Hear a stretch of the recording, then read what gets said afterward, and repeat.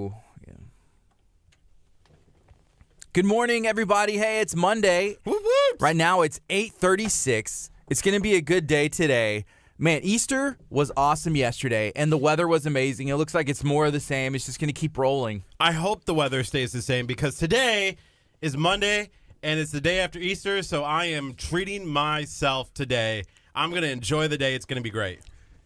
Hey, I don't know if this is bad to say, but I feel like you treat yourself every day already. So what's the difference? Today is going to be a day to just relax. You know, for how long you and I have been, going at it, making sure that the radio station's going well, and then now Easter's going well, and it's just going to be a day to just like throw the phone in the water and not worry about it anymore. Which lake of water, which body of water are you picking to throw your phone into? And Lake Michigan. Okay, so you're going to Michigan. Hey, if you're watching in Michigan, be on the lookout for Curt Casp. Oh my God, are you just gonna keep laughing as I talk? Hey, have you ever met somebody who, like, whenever you like talk or say something, then they like, yeah, but I don't know. It is Monday. Thank you for that reminder. Let us know, what do you have going on today. We're going to be having some fun. Good morning to everybody that's taking the time to join in. But yeah, yesterday was Easter, and it looks like it's going to be a lot more beautiful weather. Hopefully this keeps up, because I know you have plans to treat yourself, apparently. I do. It's called Crayola Treat Yourself Day. Crayola Treat Yourself Day. What a good way to start a Monday, though, is to just, you think about the days of the week, and everyone had a great Easter yesterday. I'm thinking people went out and ate a whole bunch of food for lunch, and they're probably feeling a little groggy today. But you know what? If you put a smile on and you pass the smile to everybody, it's going to be a good day. I don't feel groggy. I feel awesome. I feel like, yeah, here we go. Good morning. You're listening to KHEA Radio 99.5 FM. This is Kickstart. I'm Gardy. And I'm Curt. It is 8:38 on a Monday morning. This is KHEA Radio. We're excited to be broadcasting from the campus of Abundant Life Christian Center. This past Easter weekend was awesome. We had a helicopter egg drop, and I'm going to say there was probably about, how many people? Like 1,000 people out Easily. there on Saturday morning? Easily over 1,000. I haven't seen that many people at an Easter egg drop before. How many Easter egg drops have you ever been to? Two. Others. Last year? Two and the year before. The last year or the year before? Yeah. That was our biggest one yet, and it was exciting to see all the people that came out. We saw some friends. We saw Ashley there. Good morning, Ashley. We saw Joe Perez from Texas Chronicles. He was there. I saw Curt there. It was a great time, and I saw about 1,000 other people that I don't know there. This lady almost, this is funny to say, but we were in line to take a picture with the Easter Bunny with my daughter, right? Right. And so we're like, River, you're next. And this lady was like, no, you're not. The line starts back there. Like, we were in line. I was like, and my wife was like, excuse me? Because it kind of caught us off guard. Like, that this lady was just like, I don't know. She came up and cut us in line and then was like, like she was ready to throw down to fight, to take a picture with the Easter Bunny. And she was like, oh, the line starts back there. And we were just kind of like, look at each other and just smiled and said, okay. And just like walked to the end and waited in line for the second time to take a picture with the Easter Bunny. That's funny. And I was trying to think of the outcomes and the scenarios that could have happened from that. Gardy fight. Like, I see the headlines. It's in the Galveston Daily News. It's on I-45 now. TJ's out there covering it like, here in recent news, KHEA radio morning show host gets arrested for fight with random, comer to the Easter egg drop. And there's that. More to you at 6 o'clock, I feel like the show would go downhill. No, you'd be like, TJ, I got breaking news. Like, as you take pictures and videos and you'd send it to like their hotline. How much would you pay for this video? Breaking news. Gardy gets arrested at Easter egg drop, fighting to take a picture with his daughter with the Easter Bunny. Yeah, that could have been a real outcome. I did see a really good picture of you and your daughter on social media the other day at the Easter egg drop. I thought that was really kind of cool. One of the things that I think really drives home the Easter celebration for me is family. You look at Christmas, you look at Thanksgiving. There are other purposes, but I feel like Easter's that good time to. Because it's the first spring, you got good pictures outdoors. And also, Jesus rose from the grave. It's happy. So there's that part. Yeah, there's that too. I saw a friend on social media posted a status, and he said, when did Easter become like Christmas morning for kids? Have you noticed that? It is. I've always had that. Okay, you've always felt that way. I have always felt that way. And maybe social media is just allowing for more people to see that. But, my kids got like 3 Easter baskets and like 2 Easter egg hunts. And it was a blast. I had fun doing it as well. Did you get an Easter basket? Not yesterday. Yeah, Did me you? neither. I didn't get Easter basket. If you're listening right now on 99.5 FM, or if you're watching on our Facebook page, will you send us an Easter basket, like delayed? What would you have in your Easter basket? PlayStation. Don't you have one? I do. Why would you want another one? That was the one thing that I always wanted growing up. In my Easter egg basket, I asked every single year, and the Easter Bunny never brought it. You would need a PlayStation basket. Because it'd be like it's an Easter egg basket, not an Easter PlayStation basket, right? Right. So, I don't know. I never had a PlayStation. Never had the opportunity to have one. I always had a Nintendo. You don't play video games, though. Not anymore because I'm 33 years old, which I guess there's nothing wrong with people playing video games, but I'm a little too busy raising my kids, my family, working at the radio, and just doing other stuff, writing music, playing music, and doing stuff like that to have time. I almost feel bad when you say that because I play video games, but I make time to play video games. It's like, I'll be late to work. I'm going to stay up way past like when I should go to bed at a reasonable hour to make time to play video games. Oh, man, I enjoy it. I've always enjoyed playing video games ever since I was a little kid, playing on the regular Nintendo where you had to blow and put those in. Yeah. I do still have my Nintendos. I have 2 regular NESs there at my parents' house. Really? And my Nintendo 64. I got rid of mine. I always upgraded. I would sell my other one. The one I wish I never would have gotten rid of was the N64. Okay. Well, I have mine. I don't really get rid of stuff. Really? Yeah. I think of like instruments. Like I'm talking about guitars and stuff. I've seen people that are like, oh, I'm going to upgrade. Or like, oh, I'm going to sell this one so I can fund the next one. Or, workout gear, whatever it is. I always keep it if it's something that has some value, and then I'm just like, oh, if I want something else, I'll just kind of save or just wait. I feel like, though, if I grew up in Texas, I never would have played as much video games as I did. Because the weather snow days? Yeah, because we would get snow days. The weather would be cold. You can't go out, really, when it's, blizzard-like conditions, and so you stay in and play video games. That makes sense. Yeah, let us know. Are y'all big video game people? I know there are people who are. There's people who play like the sports games, like new Madden comes out. Then there's the people who play the first player like journeys. I'm on a journey. Here's my whistle as I play my flute, and I'm dressed like someone from medieval times for some reason. Yeah, that's the one I'm playing right now that I really love. But I used to really love playing sporting games until they got rid of NCAA. Oh yeah, those were the fun like March Madness. I liked the NCAA games more than I liked like Madden. More than I liked NBA Live. Yeah, but they don't pay those guys. It's not fair. Like, I remember playing, like, the 05. It was Reggie Bush and Vince Young, the year the Texas won the Rose Bowl, right? And that was an awesome game. But they literally take these guys, like, they recreate them in the game, change their name, just give them numbers. But you could always download the rosters online. I'm sure you could. And then it had the names and the Well, it was literally attributes. them. It was literally them. Right. And those guys aren't making any money. Some of them never got to make it to the NFL, never made a dime playing football. But, hey, due to licensing. There was school pride in those games. I mean, I like playing the games, but also imagine if I can't even imagine, Kurt. Imagine if you somehow played for Nebraska. You were like the football star. You're on the video game. You blow out your knee like you did, and then you never made it to the big show.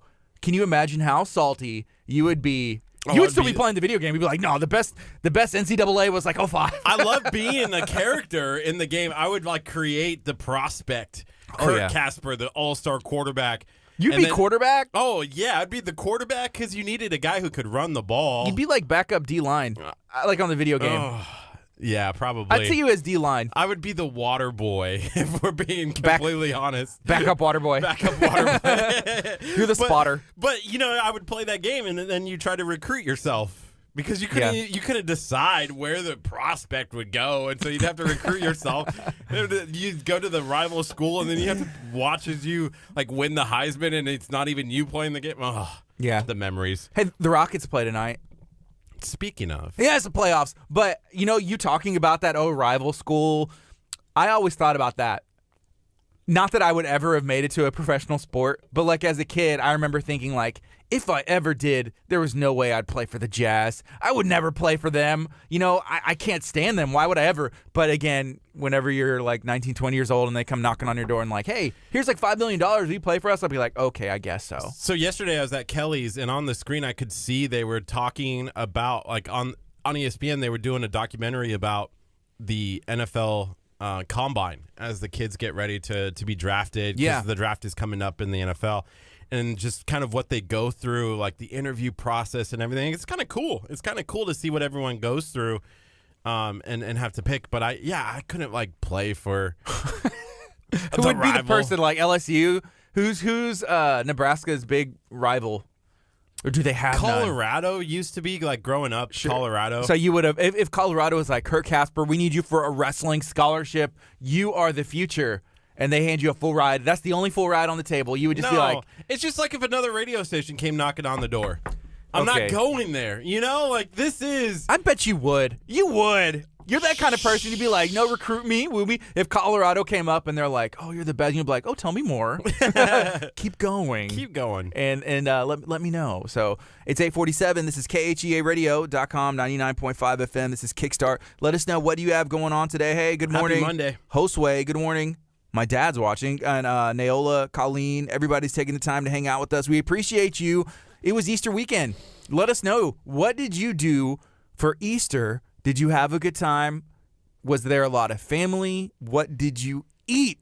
Easter is a great time for family, and Pastor Hallam has said something that it is like the Super Bowl for Christians. It is the World Series for Christians. If you're ever looking to invite someone to church, hey, it's the time during this that Holy Week that we just got through, and then even now to follow up. If you have some friends who went to church with you, maybe visited your church for the first time, be like, hey, you want to come back, next Sunday, or go to this Bible study or like a fellowship or something like that. It's always a good time. Get somebody plugged in.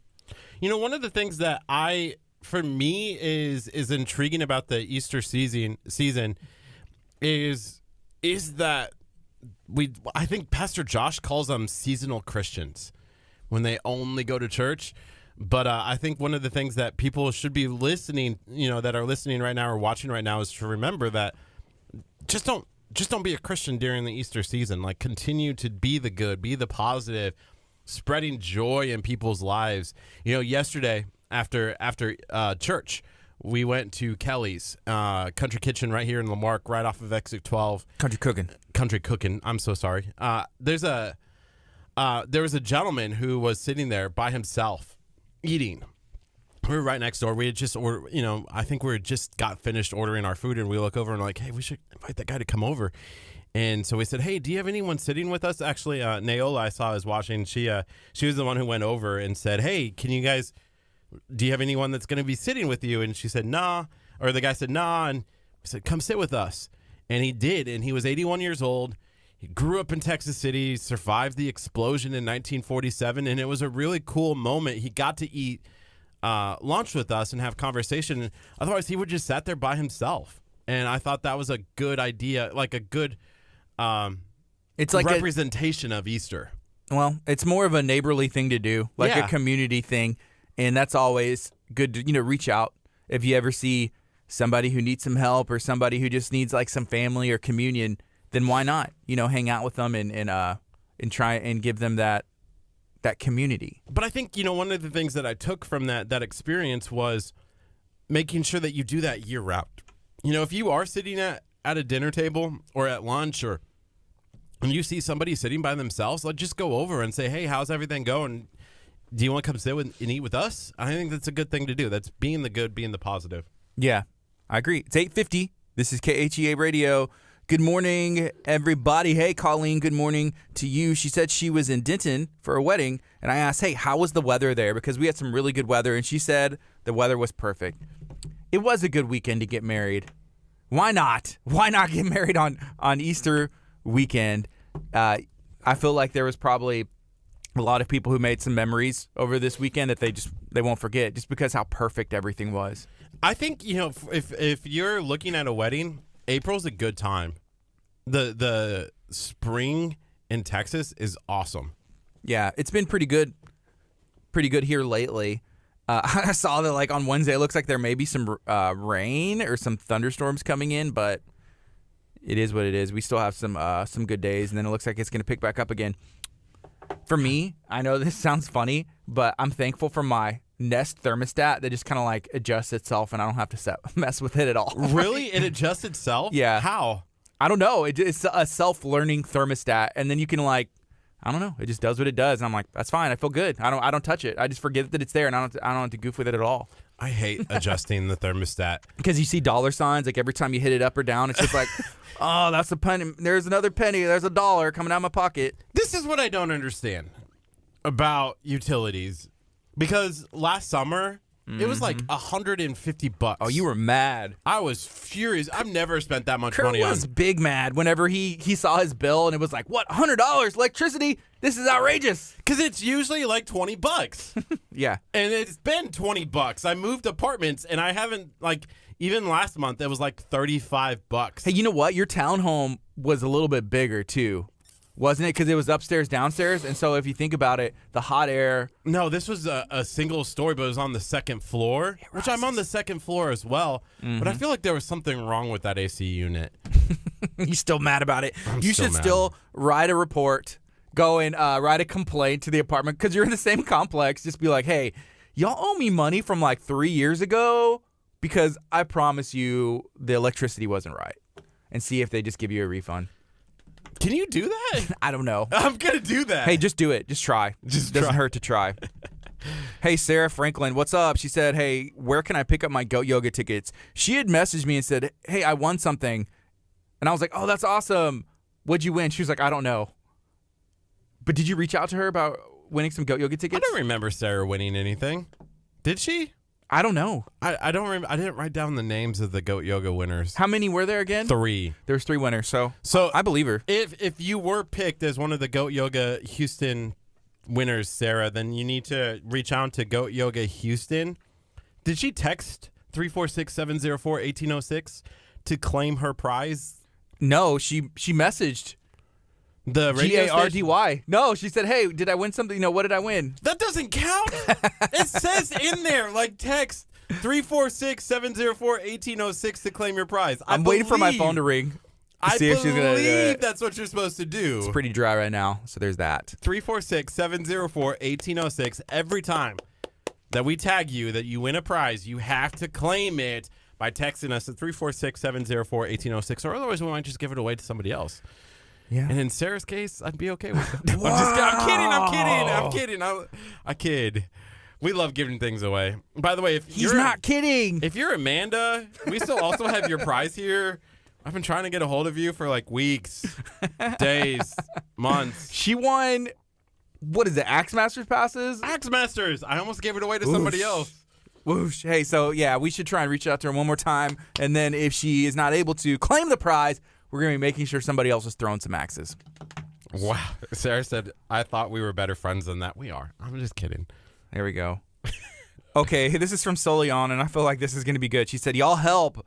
My prom date has a man bun. It does not look good. I can't be taking pictures with someone with a man bun. It's against my religion. I don't want to be rude either. Okay, so let's just get some advice. What are some good ways? And this may be really good because, Kurt, for a while you were attempting to grow out a man bun. I still want a man bun.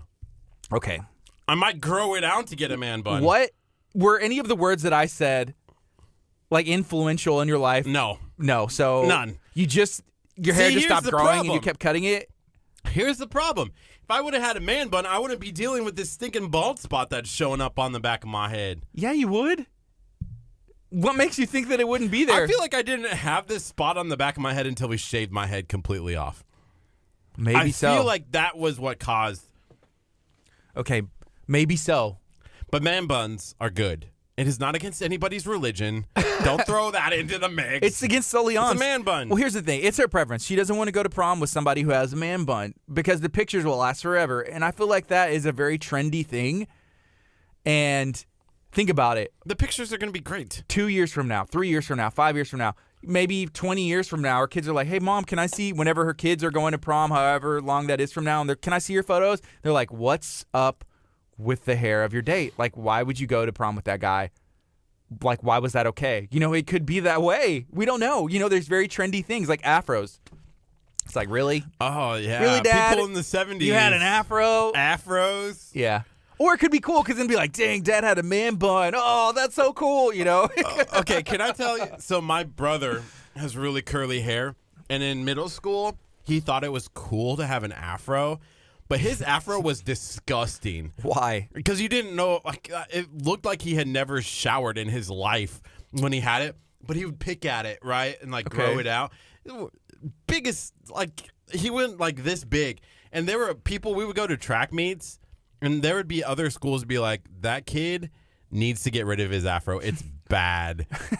And I felt so bad. I'm like, yeah, that guy needs to get rid of it. What a loser. And that's your brother, and you're just people like, obviously could tell y'all were related. I've seen pictures of your brothers. No way. Y'all like triplets. No. And the Casper boys. That guy needs to, for sure. The afro. Oh, get it out of here. Wow. But then he would, like, put stuff in it, like hide things in there. I'm like, what are you doing? He would hide stuff in there. Like cheat sheets? What's he hiding in there? Well, his pick or whatever he had. He had, like, his comb? an afro comb or something. It was bad. Wow. Okay, so we said all that to say, what advice should we give to Soleon's date? Like, how can we make sure that he maybe, what are other options? Like, it's like get a haircut before prom. Maybe he's been growing it out for like years. Like, it's hard work to get a man bun. You don't accidentally get one. Like, it's just it's a lot of work. It is. I feel like you shouldn't judge someone's looks. If you really cared about that person enough to go to prom with them, then you wouldn't mind what they look like. I mean, if they're fat... He's like fat, or like hey, has hair growing. Naola said, "Man buns only look good if you've got that beard lumberjack look." Sorry, Kurt. So I need to grow the beard and I need to get the flannel, huh? That's what you're saying before I can get the man bun? Yeah, it's a. Sarah texted me and said, who do I text to get the tickets? And I just sent her the number, 346-704-1806. That's the KHEA radio hotline. If you text that number, then you will be able to claim your prize. If you are ever, actually just text us anyways, 346-704-1806. Maybe you say that you're Sarah, and you'll be like, I'm Sarah. Mail me the tickets. I want to go do some goat yoga. Hey, it's 8:58. You're listening to KHEA Radio, 99.5 FM. This is Kickstart. We're on every morning. From 8:30 to 11, and we have a great show coming up today. Couldn't wait 1 minute. 1 minute to do that 9 o'clock announcement. I figured we could do both. Give people an opportunity. I was just concerned about our listening audience, 99.5 FM. Mm-hmm. Not knowing what time it was? Not knowing what time it was. Okay. Well, right now it's 8:59, and we are excited that you're taking the time to join us today. We're going to be talking about the Oyster Festival that is taking place, I believe it's this Saturday.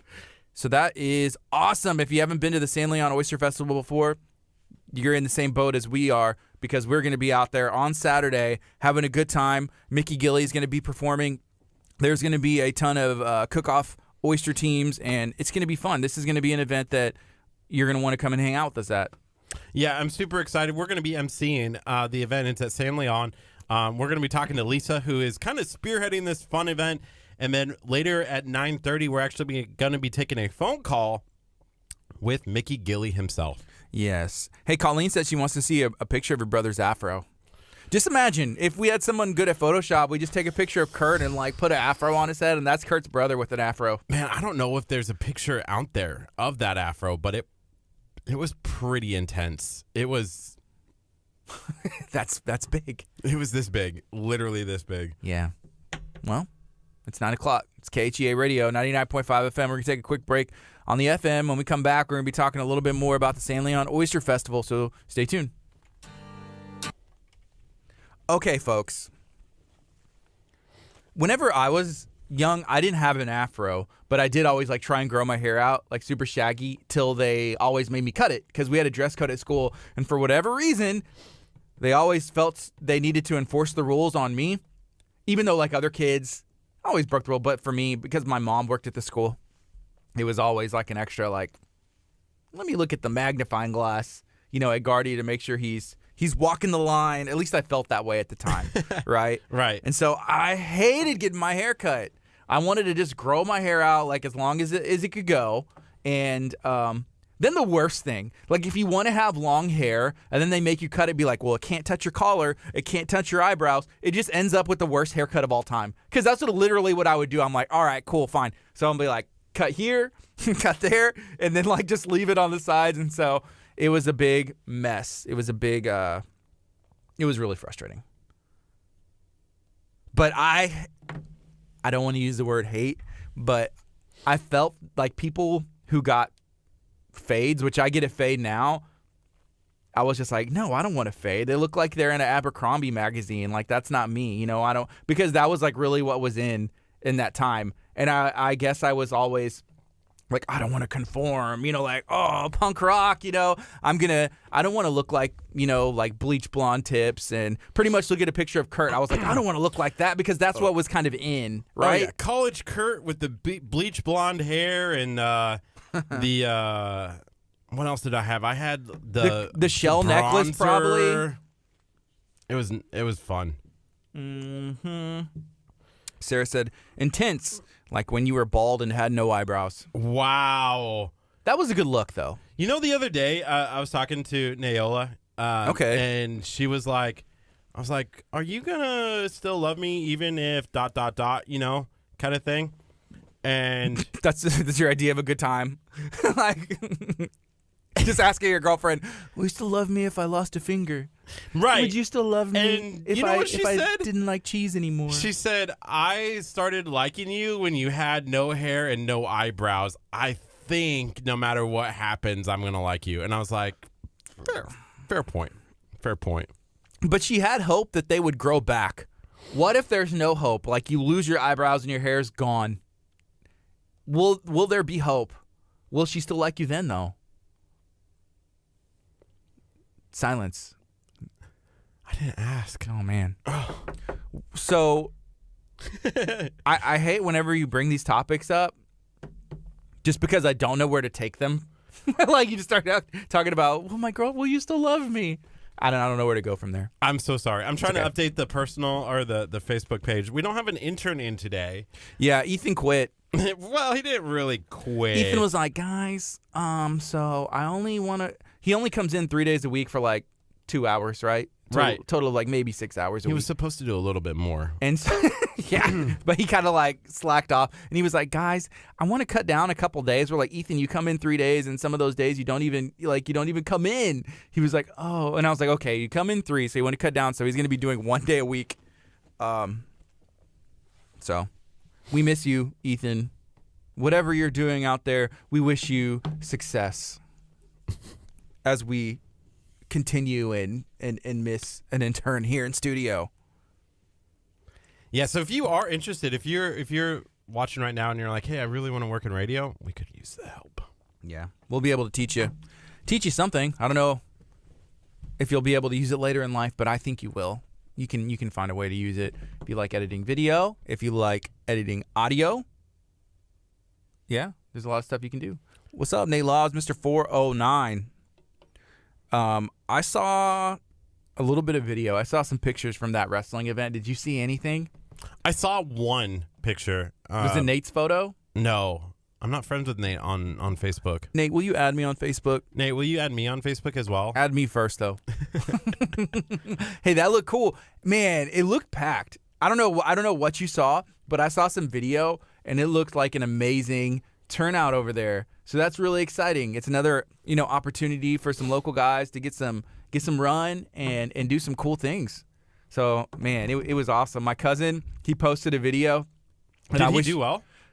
I thought so. So I watched the full match because he posted the match to his YouTube channel, which I didn't realize this, but he has like 600-something followers on his wrestling YouTube channel, which I was like, man, that's really good. He had a wrestling Instagram with probably like 50,000 followers, and he deleted it. Why? I don't know. I was like, but yeah, it was like a fan account. So it was a CM Punk fan account. And so I think he figured like, man, I can't run a fan account if I'm pursuing my own wrestling career. And CM, what does that mean? CM, he's a wrestler. CM Punk is his name. Oh, but okay. if you want to know, I think it stands for Chick Magnet because of the song from MXPX. If I understand correctly, I could be totally wrong, which I love MXPX. I relate.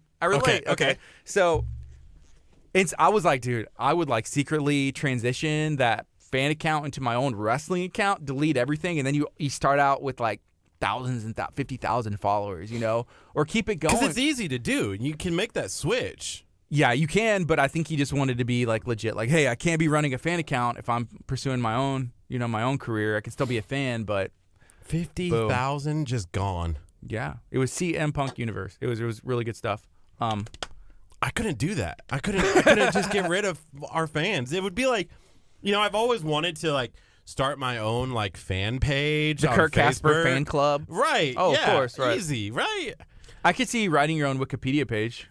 Kurt Casper, born in Nebraska. He was. I'm trying to think. He started to teeth on corn. Like just writing the whole biography. Last night, I was talking to somebody as we were closing up the play, and I was like, yeah, I got to be back in. No one else at the church is here today. Like, no other staff member. We're the only people working right now. And they're like, that's what you get when you're a public figure. Who said that? Scott. Oh. Man, hey, y'all keep my son in prayer. He has a fever. He had a fever yesterday, so he wasn't able to come to the play, and we were taking him to the doctor later this afternoon, so I had to come in. We were up in the night checking his temperature. It was like, yeah, it's pretty high. So, but he's like in good spirits, which is weird. I guess I'm used to hanging out with you, and whenever like there's like anything, it's just like, oh, like the end of the world. But he's really hot, warm, and like, you doing okay? He's like, yeah, I'm okay. But we're just giving him some stuff to try and keep it down and wet cloth. But man, I don't know, because whenever I don't feel good, I don't feel good either. But he's like, it helps that he's like in good spirits. Yeah, that's good. I've started taking elderberry juice every morning now, and I think that it's helping with my allergies. It's helping with my energy. Is that what it does? It does. What is elderberry juice supposed to do? Elderberry, well, it's a good topic to talk to Dr. Chapa about, because we've actually had the gummies in studio. Do you remember that? They had, yes, I told you about it. Yes, they had elderberry. Right? I remember. Okay, but what are the health benefits? So they said that it helps prevent like the flu and cold, but then also helps with allergies. So you're supposed to take it like a tablespoon a day, and then from there, anytime you have symptoms, then you just do another tablespoon, and it's really good. Okay, it sounds like magic. It might be magic. Is it magic elderberry juice? It might be like the Elder Scrolls. Isn't that a thing? Yes, Elder Scrolls is. Is it from the video game? Is it branded? No, elderberries. The Elder Scrolls berry juice. Is that a thing? No, I don't think they that's should. If they did there that, is elderberries in the game. I imagine, yeah, Right. They have juice. If they branded that and licensed it, imagine the cost they could charge for that. If it was like elderberry scroll juice. Here's the weird part is the person that I got it from. It's a company. It's a lady who does it right here in Texas City. I've heard of that place. I don't remember. It's like April's something. Oh no, Texas City. Oh, okay. She actually has her ingredients on the top. And is it elderberry? There's more to it. Juice. And more to that. There's like spices and stuff inside of it. Yes. I like my elderberry juice pure and from the video game. Yeah. Okay. Is that fair though? If you have elderberry juice and you're putting in those other ingredients, then it's not just elderberry There's juice. Spices. You got to say like elderberry spice juice then. Yeah. Yeah. Let me take this really fast. Hey, Kurt's taking a phone call. We're going to be talking, he's going to be talking, what? Why is he going to talk in front of the mic? Here we go.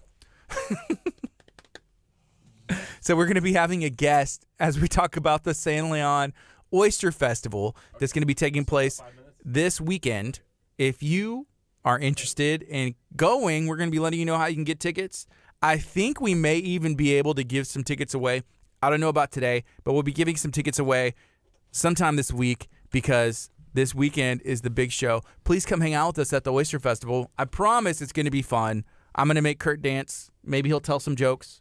I may tell a joke. I may do a dance. I don't know. It's going to be maybe the best weekend of the year so far. Are we going to have hot dog suit and stuff like that? Should we? Or I don't think so. Professional. I think it's more professional. So what are we wearing? I'm open to bidders. If you own a seafood restaurant, I will wear your shirt, and the bidding starts at $1. Ooh. Like which oyster company is going to be like, hey, wear this shirt? Because we're going to be emceeing it. I'm open. I like Bayshore Grill. and they have some delicious oysters. So I could see a marriage made, and I would do that for free. What about just opening it to anybody, not just oysters? Like World's Gym. I'll wear that World Gym shirt over there. Or like Anthony's Macaluso. hat. You're gonna look like a NASCAR driver, like walking out there, have a jumpsuit on with patches, and be like, "Hey, I can't even put my hands down." San Leon Oyster Festival, what's up? And you're like contractually obligated to like turn around 360 while you're on the stage the entire time. So just that would be hilarious. That could be one of our little skits. Man, Prestige Oysters, only the best. We're gonna be talking about Prestige Oysters and the San Leon Oyster Festival as we keep this morning show going. Mickey Gilley, he's scheduled to be calling in. We're going to be talking to him, and that's going to be exciting. And I've listened to a lot of Mickey Gilley. I'm a big fan of country music, especially older country music. And there's a radio station called Country Legends, which I've jammed to so hard for years now. And I remember one time you got in my car and you were like, "What are you listening to?" And I was like, "Country Legends, what are you talking about?" And it was probably a Mickey Gilley song, and you're like, "Man, I didn't realize you listen to this stuff." I'm kind of shaking my head at you because one, there should be only one that you listen to. Hey, I got to take this really fast. Okay.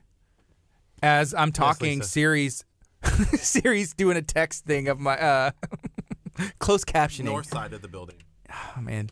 So, yeah. If you listen to some Mickey Gilley, if you're excited for the Oyster Festival, let me know. Go ahead and put it in the comments. Say, "Hey, I will be there. I'm excited. I already got my tickets." Hey, or how can I get tickets? We're going to let you know how you can get some tickets, how you can go check out Mickey Gilley. It won't just be Mickey Gilley. There's going to be a few artists that are local, regional, that are going to be performing as well. So make sure that you make your plans. There's going to be stuff for the kids there.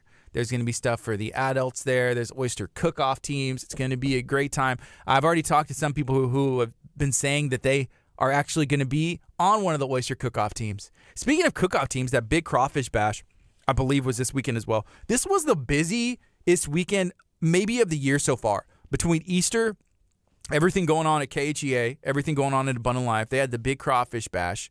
There was a ton of other stuff that was happening in the area, man, and it was almost impossible to get to everything. There was the Undisputed Pro Wrestling Championship on Friday night. Man, my cousin was wrestling from Katy, and it was tough for me because I had to miss it because I had some other prior obligations for Easter. But it was an awesome time to be able to just participate in a lot of the things that we were able to, which included the helicopter egg drop right here at Abundant Life. We also did an Easter production on Friday. We did one on Saturday, and we did one on Sunday. It was a full-blown musical. And for me, I've been involved in like theater before in high school. I had fun. And to be on the tech side, because I was always like an actor or, like one of the characters, right? And this was my first time to be on the crew. So I was helping run with the audio and the sound, and being on the other side was very eye-opening because there's a lot that goes on between like, hey, turn those mics on, fire that music track. So it gave me a lot of a different view and a lot of respect for the people that are in the crew, because I'd only seen like, oh, I'm a part of the cast. The cast is the best, but that's not necessarily the case because the cast is nothing if their mic isn't on. Then you can't hear anything they're saying. But the Easter production on Friday, Saturday, and Sunday was Road to Emmaus, Angela's Story. It was awesome. And this is, I think, like about the 15th time that we've done it. But right now we're going to keep talking about some of the things that are going on right here in our community, including the San Leon Oyster Festival. It's going to be this weekend. You are invited. If you want to come out, if you're wanting to find out more information, we're about to let you know how you can get tickets, what's going to be going on, and why you should be there. So we have a guest. Hey, good morning. How are you? Hey, good morning, guys. How are you? Good. Did you find us okay? I did. My GPS just took me around and around, but I got here. I'm glad you're here. Glad you're able to make it. Thank you guys so much. So if somebody has never met you before, and actually I'm going to wait because we got 15 seconds and we're going to go on the FM and then we'll get right into it. But we're going to be learning about the Oyster Festival. Tilt her camera back just a tad. Just a tad. There we go. Okay, we got 6 seconds. Here we Good morning. You're listening to KHEA Radio, 99.5 FM. This is Kickstart. I'm Gardy. And I'm Curt. And we're going to be talking about the San Leon Oyster Festival. It's taking place, I believe, this weekend. We're going to be learning about everything that is going on. We have Lisa in studio. Lisa, how are you doing today? I'm doing just fine. How are you guys? Good. Thank you for joining us today. Thank y'all for having me. So, the San Leon Oyster Festival. Can you tell us, if somebody's never heard of the Oyster Festival, what can they expect? Well, San Leon Oyster Festival is about oysters, of course, but it's kid-friendly. We've got a lot of things out there, arts and crafts, but the main thing is it's going to be grill teams competing against each other. They come up with their own recipes. They put their little oysters on the grill, and they're going to be looking for the general public to decide which one is your favorite oyster. Oh, wow. Yes. So the judges are the people that get to attend. So they're going to be eating these. Yes, there's a People's Choice Award. Boom. And that People's Choice Award is very important. Oh, The yeah. World Food Championship is also going to be giving away a golden ticket to the top grill team. And that golden ticket will take them on to the Dallas competition. And if they win at the Dallas competition, then they go on to the World Food Championship. That's amazing. It is very much. And the San Leon Oyster Fest is going to pay for their entry fee. So the top grill team who wins this is really going to come out big time. Curt. Also, one other thing, remember the People's Choice Award? Mm-hmm. That whoever you figure out which is your favorite team, when you come in with your ticket, you're going to get a marble. There's going to be a fishbowl at every one of these grill teams. You go and drop your marble into your favorite grill team, and whoever gets the most marbles wins, and that's the chef's award, and they'll go on to the chef's world competition. That's awesome that there's these world competitions. That's really cool. So this is like almost like a regional, like a test. Like, who is the best from this area? If you are the best, hey, you're moving on to the next stage, and you can potentially be a world champion whenever it comes to being able to cook and throw down on some oysters. And you know, and the thing about oysters, you talk about 30, 40 years ago, oysters were mostly consumed either raw or in soups or fried. But now the big thing is grilled oysters. Everywhere you go, everybody wants grilled oysters. So coming up with different recipes, whether you're putting jalapenos or cheese or shrimp, whatever you're doing with them, whatever their secrets are, we don't know, but there'll be 17 teams out there trying to get everybody's attention. So, wow. Is there still room for more teams, though, if they want to? We do have somebody that wanted to come in yesterday, and I've got to check with the health department. So they can call me. My cell phone's on there. It's 281-413-3914, and I will find out the health department will allow us to add another cook team. Okay. But we do have room. Okay, wow. Well, that's awesome. That's great. You know, we could probably enter ourselves and try. I don't know.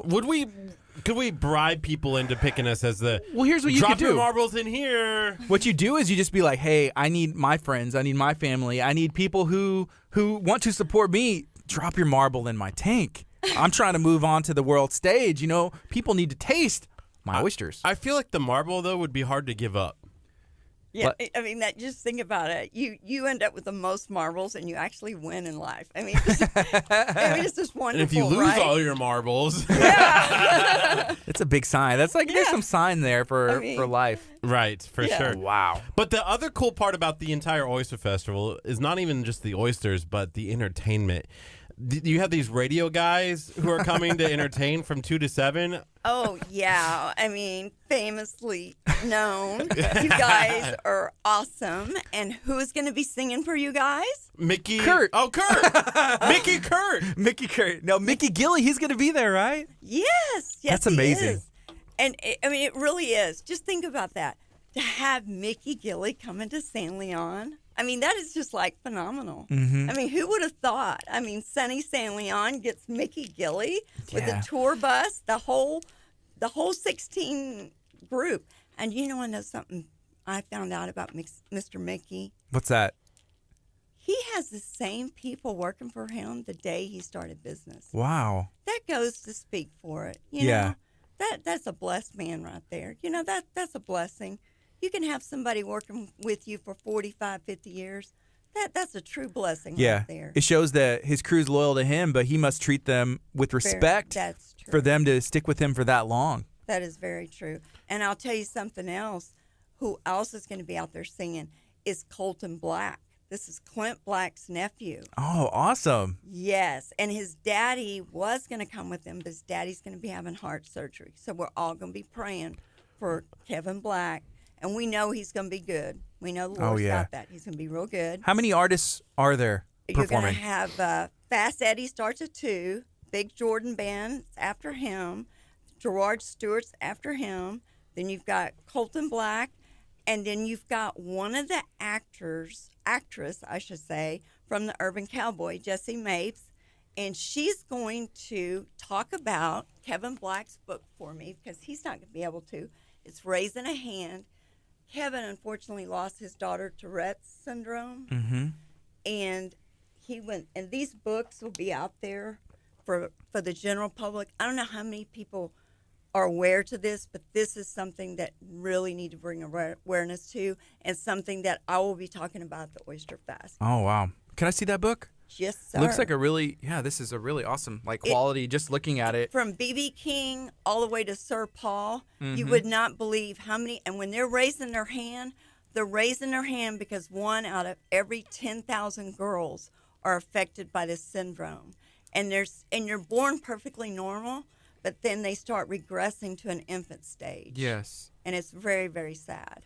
So we're going to help Kevin and the whole Black family. That's what we're going to do to That's get this awesome. message out there. Want to see it, Kurt? Yeah, that'd So be great. right now it's 9:22. This is KHEARadio.com, 99.5 FM. It's Kickstart. Hey, if you're watching on Facebook, feel free to share this video out. Let us know what do you have going on today. Right now we're talking to Lisa about the San Leon Oyster Festival. It's taking place this weekend. If somebody's looking to purchase tickets, if someone's looking to find out more information on the internet, how can they do that? You can go to www.sanleonoysterfest.com, and it says get tickets. All right. So tickets are still available. If you're looking to attend, myself and Kurt will be out there. We're going to be having a good time.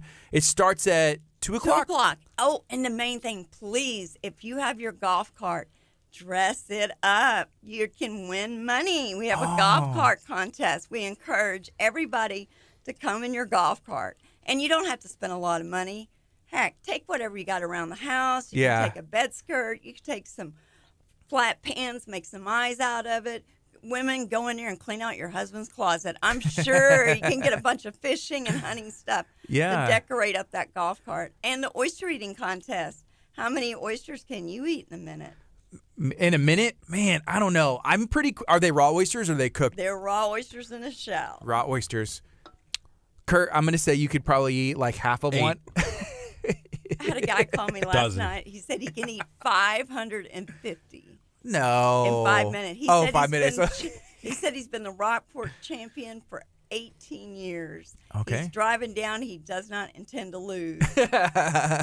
He's driving from Rockport? Yes, he's driving from Rockport. Oh, wow. Do you have enough oysters?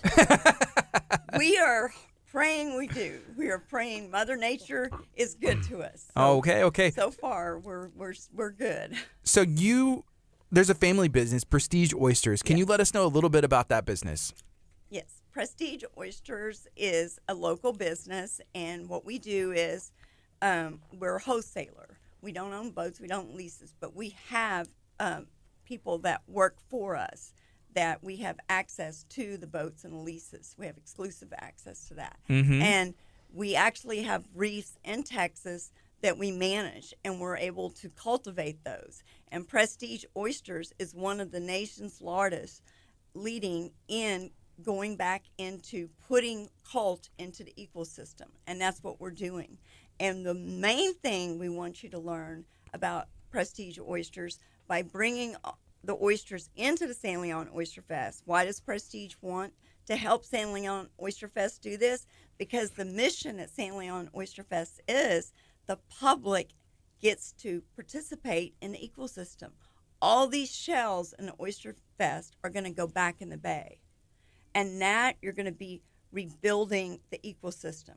Oysters love substrate, whether it's a river rock, limestone, or oyster shell.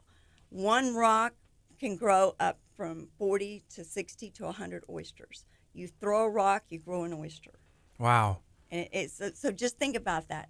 Every person who buys a ticket and you eat an oyster, the shell that comes off that oyster will go in the bay, and you're going to help clean up the water because oysters filter 50 gallons of water a day. So oysters naturally just filter water. That's what Yeah. that's what their purpose is, to help clean the Yes. water in the bay right there. Yeah. Can you just imagine it? And the world's waking up to oysters. I mean, you can Google it up in New York and Manhattan. They're actually coming up with ways to put oysters in sacks and hanging it up into their canals to help clean up their water systems. Mm-hmm. I mean, everybody has decided that they realize that oysters environmentally is their friend. From the Army Corps all over. You know, since we met you and went to visit your office, I've noticed some of the Prestige Oysters trucks that I probably had noticed before, but now I'm like, oh, there's another Prestige Oyster truck, and you'll have a really cool logo. Thank you. And it looks like a hand. Yes. And it's kind of fancy with the name Prestige. I'm like, oh, it makes sense with the logo, and it's holding the oyster there. I actually drew that. That's awesome. And that's actually my sister-in-law's hand. I made her stand there and hold an oyster for like 2.5 hours. Are you serious? Why did you take a picture? And then my brother walks in. He goes, "Hey, sis, it looks good, but you know what? You drew the hand too skinny. The wrist too skinny." I said, "Mark, I think you better hush." That's funny. Have you seen? Do you remember the logo with the Yes. Yeah, and that was my sister-in-law's hand. Yeah. Well, that's awesome. So you have do you have a background in art or artist, or you just enjoy doing those things? I actually I was blessed. God just gave me a little bit of talent. Yeah. Not too much, just a little bit.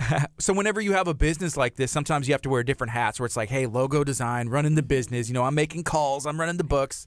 I'm just like really creative. My little mind's like got these wheels, like, it spins, I mean, it's just like trying to help Kevin get the word out about this. Yeah. I'm trying to think of all different ways that I can help him do that. Same thing with San Leon Oyster Fest. I want the public to understand it. There's so many people that don't realize that an oyster filters 50 gallons of water a day. Yeah. I mean, that is insane. I mean, Galveston Bay, if we had so many more oysters, but the problem is it takes funding. 1 acre costs $250,000. Oh, my goodness. Wow. A lot of money. Yeah. And my goal, being a 501(c)(3) is I'm praying that a lot of these chemical companies will start pitching in and say, hey, look, maybe we can help you guys out and start making some donations. Okay. So that's Yeah. where I'm going So to be working with. the Oyster Festival, has this been going on for some time? It has. We started back in 2015 and 16, and the first one was at Topwater, and it was a good success. And then the second one was at the Spillway, and it was a good success. The only problems we've ever had with the first and the second one was Mother Nature. I mean, Mother Nature was not very kind to us at either one of them, but they both turned out pretty good. The second one, a lot of people might have complained about the lines, but they didn't understand. The wind was blowing 45 knots. So we were in an open field, and when you're trying to grill oysters, you've got to be able to keep the flame down. So now we've gone to a venue where the grill teams are going to be behind that restaurant. So hopefully that'll be able to where there's no wind and it can block the grills and they can stay hotter. So right now, the weather looks like it's going to be amazing. That's what I've heard. And you know what? I keep praying. I said, I keep advertising. It's sunny San Leon. I mean, come on. I'm hoping, because every time we go to sunny San Leon, it's never sunny. It has been that one day. One day. Remember, we went to Bayshore, and then we went and filmed that little spot right there on the water. Man, and it was so beautiful. Looking back at the video, it was just a very nice day. That was the one time. Well, we actually been getting sun. We had a beautiful sunny Easter day yesterday. We really did. I mean, it was just gorgeous. And we had enough sun on Friday. We were able to pour the concrete, and we were able to finish out the parking in the front. So Awesome. We really have. I mean, I'm Mother Nature. I'm not complaining to you. I love you. You're my partner. When you're in the oyster business, you have two partners, Mother Nature and the oysters. So Oh, wow. Yes. For Easter, did you spend time with family? Actually, no, I was ill. Oh, I'm sorry. My voice is raspy, so. Okay. But I'm feeling better today. My doctor called me in some medicine, so. That's good. Yeah, my son's not feeling too well, and he has a doctor's appointment this afternoon. But I think that happens when the weather does these weird switches. Yeah, it's going to be great. It really is, and I mean, I can tell you that you want to be out at sending out to the Oyster Festival because there's going to be so many things to do out there with the kids and the arts and crafts, and and all the singing. I mean, just think about that, from 2 all the way up until 8:30, 9 o'clock. Somebody's going to be singing. We're right there on the bay. I mean, and it's just going to be so much fun. There's going to be food trucks if you don't like seafood, and then you've got Red Bull supposed to be coming out, and they're be jumping around and having some fun. And I mean, the San Leon Church is going to come out there, and it's just, I'm just telling you, you don't want to miss this festival. All right. So can you let everybody know one more time where they can find out information, where they can purchase tickets on the internet, and what musicians, maybe some of the big musicians that are going to be there? Mickey Gilley, I mean, and also the Urban Cowboy. I forgot to tell you about this. The Urban Cowboy, the actors in the films. Did y'all know there's Bud? Remember John Travolta played Bud? Mm-hmm. He's coming. The original Bud. Oh, that's cool. Westbrook. Y'all can Google him. He is going to come out. Jesse Mace was the Sissy's best friend.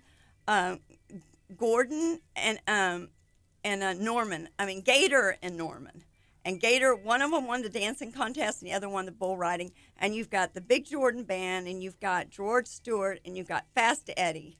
And so it's just going to be so much fun. And Mickey Gilley is bringing his tour bus, and he's bringing the whole entire band with him. That's amazing. Yes. So that's this weekend. Yes. Starting at what time? 2 o'clock. And then where can we get tickets one more time? www.SanLeonOysterFest.com. Or right. just Google it, and Eventbrite pops up too. All right. So go check out your tickets and learn some more information. Make your plans. It looks like it's going to be a nice weekend with some nice weather. I'm going to be out there. Kurt's going to be out there. Lisa's going to be out there. A ton of people are going to be out there. Yes, please get your tickets because we do anticipate this to sell out. So right. I'd encourage everybody to get your tickets online. This is KHEA Radio, 99.5 FM. Coming up next is Stars Go Dim. Boom. Awesome. Thank you, Lisa. Sorry, I know I didn't do too good. No, you did great. perfect. You did great. Sorry. No, you did perfect. Okay, and then what I'll do is I'll get y'all one of these books. Okay. Awesome. And I'll tell David I'm getting to send y'all one.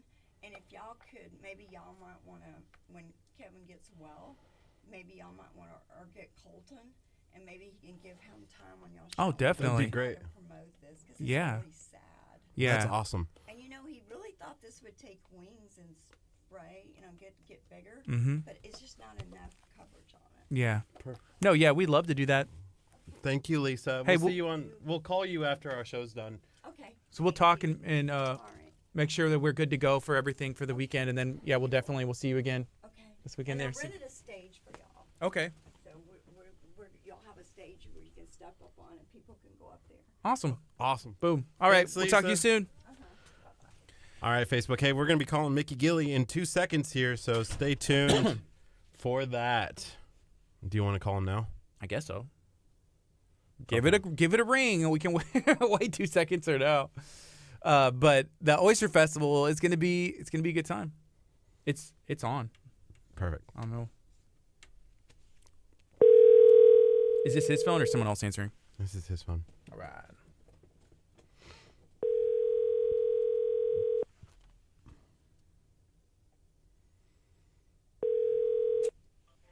Mr. Gilly. Good morning, sir. How you doing? My name is Gardy. I'm with KHEA Radio. I have my friend Curt here. Hi, how are you doing, sir? Hey, I'm doing fine. You doing okay this morning? Yes, Oh, sir. We're doing great. Do you have a couple seconds where you could talk to us? Sure. All Hold right. on a second. Let me turn the TV down. Just a Okay. second.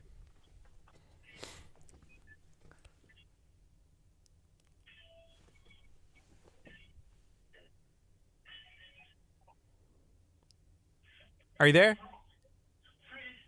He's still turning the TV down. This is that behind the scenes. I wanted to ask and be like, What you watching? He's probably watching KHEA radio would on imagine. Facebook. I would imagine. Well, at my age, I'm getting a little bit hard of hearing, so I got the TV up real loud. So Hey, how you What's going on doing? this morning? Not I'm too doing much. pretty good. You doing good? Hey, what are you watching on TV? What does Mickey Gilley watch on TV? I'm watching. I watch that ID channel. You know, the Investigative Discovery, and watch Price is Right, and I watch Fox News, and just whatever at the time of the day that it is.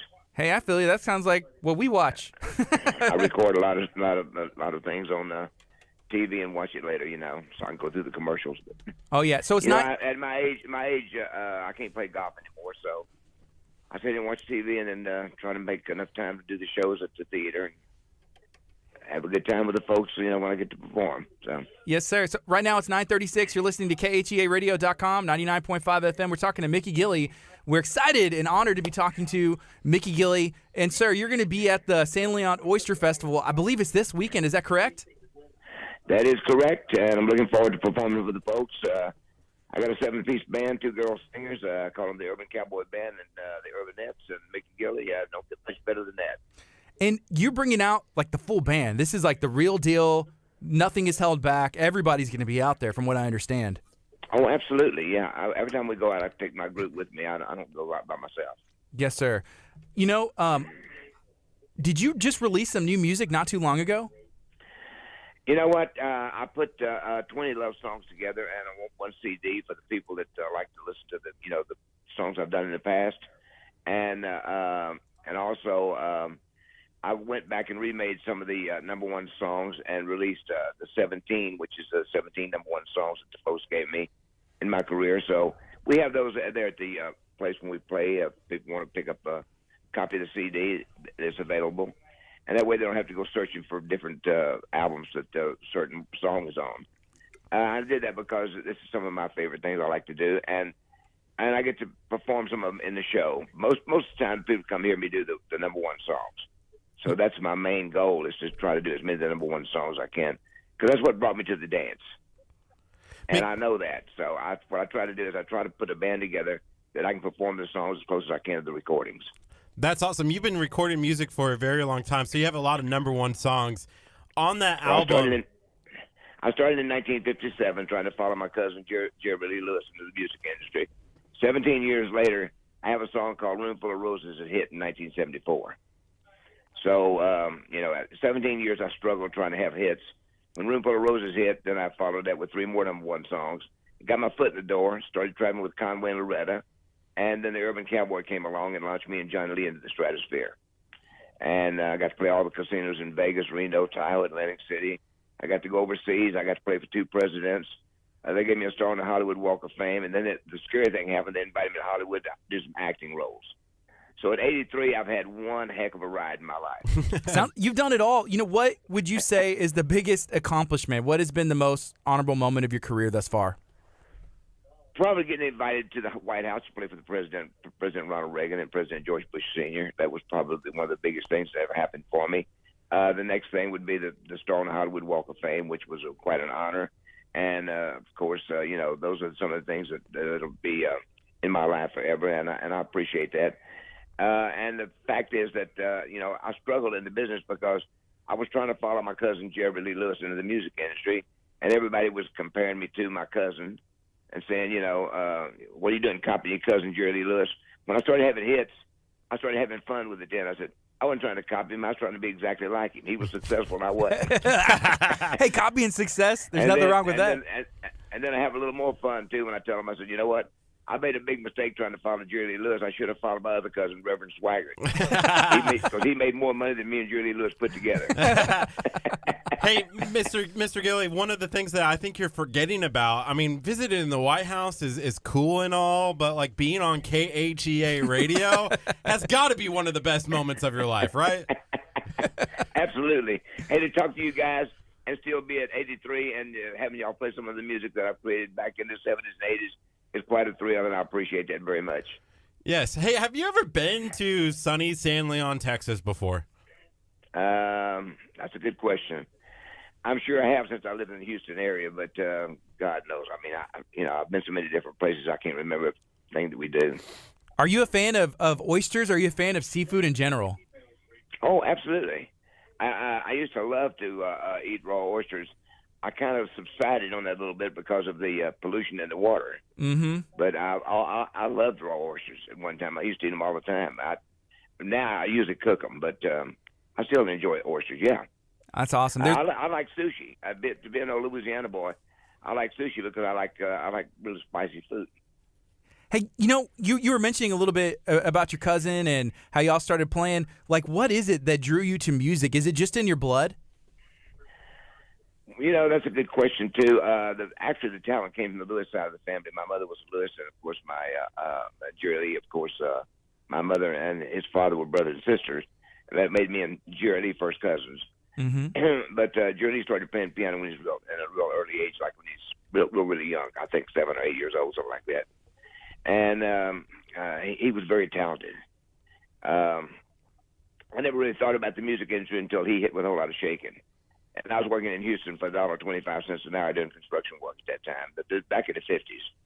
And when he came into town, and I saw how well he was doing in the music business, and I'm thinking, if he can do this, I can too, because I play piano. I wasn't very good at it, but I could play well enough that I thought that I could make it in the business. And I got into it, and I had no success whatsoever. But I enjoyed doing the music for the folks, and I was having a great time playing music instead of doing construction work. So I ended up in the music industry, and then, of course, my life changed when we opened Gillies in 1971. Mm-hmm. And that's when my life turned around, because I actually started making money then. I got a local TV show, and I started working on my career more at that time. I was doing a little TV show, and I could sit at home and I could watch myself on TV, and I said, "Oh, I can't believe I did that," Yeah. We do the same thing. You learn from your mistakes. You learn from your mistakes. So, and of course, I think that I improved a lot better too when I came to Branson and the late '80s, early '90s, and when I opened the theater in Branson, because I started to work in Branson, and I knew when I came here that the people didn't want you to go out and just sing the songs; they wanted to be entertained. So I found a guy that was a comedian that was funny and played steel guitar and fiddle, and him and I started doing bits on the stage back and forth, and they got a big kick out of him. Really. Jerking my chain, so to speak. In other words, sometimes he goes to come on stage and he says, "Hey, Gilly, I've written the perfect country and western song." I said, "Really?" He said, "Yeah." He said, "You might ought to listen to it. You ain't had a hit in a while." And the people would go nuts, and they'd say, "I can't believe he would let him talk like that." I said, "It's entertainment." You know what I mean? it works. Yeah. It worked like a charm. I mean, the people just got a big kick out of him. Really, just taking a nap and sticking it in every now and then. Yeah. What's things your of that sort. So we had a good time together, and then in the '90s, I did very well in Branson. After all of these years, looking back over the time, what would be your advice to somebody who's interested in going into music, maybe country music, maybe any kind of music? What's your advice to that person for years and years of success like you had? Well, I think the most important thing for anybody is to be themselves and don't try to copy somebody. We have a lot of tribute shows, and that's great, and some of them are super fantastic. But if you want to make it successful in your own right, you got to be your own person. And when I relaxed and started just being Mickey Gilly instead of trying to look like I was trying to copy Jerry Lee Lewis, I think is when my life changed a little bit, because I wasn't a Jerry Lee Lewis. I mean, there's only one Jerry Lee Lewis. Mm-hmm. And when I cut Room Full of Roses, it was the B-side of a song that I went in to record because the lady wanted 300 copies for a jukebox of "She Called Me Baby All Night Long," and I threw "Room Full of Roses" on the back side of it for the B-side, and I almost didn't record it because when I made the arpeggio on the piano and I started into the song, I stopped about 30 seconds into it, and I said, "Wait a minute, I don't want to do this tune." And the bass guitar player said, "Why?" I said, "Because it's going to sound too much like my cousin Jerry Lee Lewis." He says, "Who cares? Nobody's ever going to hear it." And then when I said, "You know what? You got a point." So I went in and recorded the song. I didn't think anything about my cousin Jerry Lee. I became Mickey Gilly at that point in time of what I really was all about, And even though I love Jerry Lee's piano playing, and when I do some of his music in the shows, the people enjoyed it, and I tried to do it as close as I could to his recordings. I became successful doing what I love to do, and that was play music. And then I started creating my own style, like when I did Bring It On Home, that was mine. When I did The Wind Up Above, that was mine, and things of that sort. It gave me more of an identity. Yes, sir. Hey, so we stream on Facebook, and I see my dad. He said, man, I saw Freddie Fender at Gillies. What are some of your favorite musicians that you had perform, at your venue, or that you just, had the opportunity to perform with? Who are some of the people that you look up to or you admired? Well, of course, I got to perform with my cousin Jerry Lee, Mm-hmm. and he was Jerry Lee to me was like Elvis is to a lot of people, and I mean I loved Elvis Presley. I thought he was the one that opened the door for all of us. But I got to perform with my cousin Jerry Lee. I've got to perform with a lot of great artists that I got to perform with Conway Twitty. Not actually sing with him, but I mean I got to be on shows with Conway, Loretta, with Reba McEntire, with just about everybody that's in the business. Kenny Rogers. In fact, Kenny Rogers played on one of my first chart records, "Is It Wrong for Loving You," back in 1959. So that's some of the things that I've done in my life, in my career. Johnny Bush played on my very first record, the song called "Ooh Wee Baby," which later the Yo Play Yogurt Company used in a commercial. So I've had a lot of things happen for me down through the years that I tell in the performance. A lot of times I tell the people a little bit about my life and music, and the main thing is they know that I was raised with Jerry Lee, listen to Reverend Swaggart, and they get a big kick out of that when I talk about them too. Hey, so Gillies, I think there's a mechanical bull there. Curt actually has some experience riding. Do you have any experience on that mechanical bull? Well, I took a picture on one time, and they used it on an album cover. But I didn't want to try to ride that mechanical bull because I didn't want my voice to change. Yeah. Wow. Hey, now you can. That's fair. What's worth? That's fair. Okay, right now it's 9:47. We're talking to Mickey Gilley. He's going to be performing this weekend at the San Leon Oyster Festival. You can still purchase tickets. Me and Curt, we're going to be there having a good time. Yeah, we're emceeing the event, so come say hi to us. I think that we're going to have some prizes for you. If you swing in and say hi, we'll definitely get those to you. Hey, Mickey, one of the things that I wanted to ask you, I mean, for me, I have an all-time favorite radio show that we've done. Do you have an all-time favorite song that you're just like, this is my favorite of all time? One of the favorite recordings that I made in the 80s is a song that was written called "That's All That Matters to Me," and to me, that's one of my favorite love songs. I don't know why, but when I got ready to record the tune, I didn't think I was going to be able to do the tune and do it proper. My producer encouraged me to do it, and it turned out to be, I felt like, one of my better recordings as far as love songs are concerned. I think the best record that I made in the 70s was "Bring It On Home." Mm-hmm. Wow. And the best song ever handed to me, of course, is a classic. Not my best record, but the best song was "The Girls All Get Pretty Close in Time." Because you know why? It's a true story. It's a true story. Yeah. I mean, and I used to tell people, I said, my friend Conway Twitty told me I shouldn't record the song. And I said, why? He said, don't you know the ladies buy the most records? And I said, okay. He said, well, think about it. You're putting them down, talking about them getting better looking at closing time. I said, yeah, but let me tell you something. My drinking buddies will love this song because it's a true story. Because the more you drink, the better they look. Hey, and then I recorded it, and the song goes number one. The ladies started requesting the song, then it dawned on me. The guys started looking better than me closing time, too.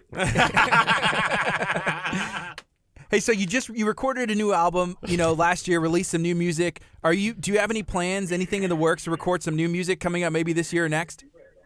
You know what? I did a little project with a friend of mine that's a big country music fan. Troy Payne and I got together, and he put all the money up, and he said, will you help me do this CD? And I said, absolutely. He's a friend of mine. And he's got everything that I ever recorded, I think, from the time that I recorded the Old Rugged Cross on up. And he says, will you work with me on this CD? And I said, absolutely. I said, it's your deal. Just tell me what you want me to do. So he put this thing together, and he called it Two Old Cats. And so him and I went in, and one of the tunes we're doing, in fact, I'll bring him up, let him sing the song with me. We'll probably do the Rocking Chair tune, because the band knows it. And that's the George Jones, and we had a good time doing it. I don't need this rocking chair, because I'm old and he's young and all this kind of stuff. But anyway, we had a good time doing the thing, and we've got some pretty nice comments on the CD. It's got some traditional country on it. I think A Designated Drinker is on there, and Murder on Music Row's on there. Treat Her Right, the old Roy Head song's on there. And a lot of people, ask about that tune too because that was a hit. So it's got some pretty good tunes on it. I think that if people want to pick a copy of that up, he'll have it there. Sir, your career has spanned over numerous decades. In your opinion, what is the best era of music? I think the urban cowboy craze, when it came on, I think it introduced music to a wider audience. And the reason why I say that is because it had a variety of people on the album. It launched Johnny Lee as far as having a #1 song. Looking for Love, it was in there. But Bonnie Raitt was on the thing. Boss Skaggs was on the CD. We had, Charlie Daniels. We had all the different acts on this particular CD that give it a variety of music, and it introduced country music to a wider audience. And I think that was a plus for country music because Travolta came off of the disco craze of Saturday Night Fever, and when he did the film The Urban Cowboy, it became a Country Night Fever. Mm-hmm.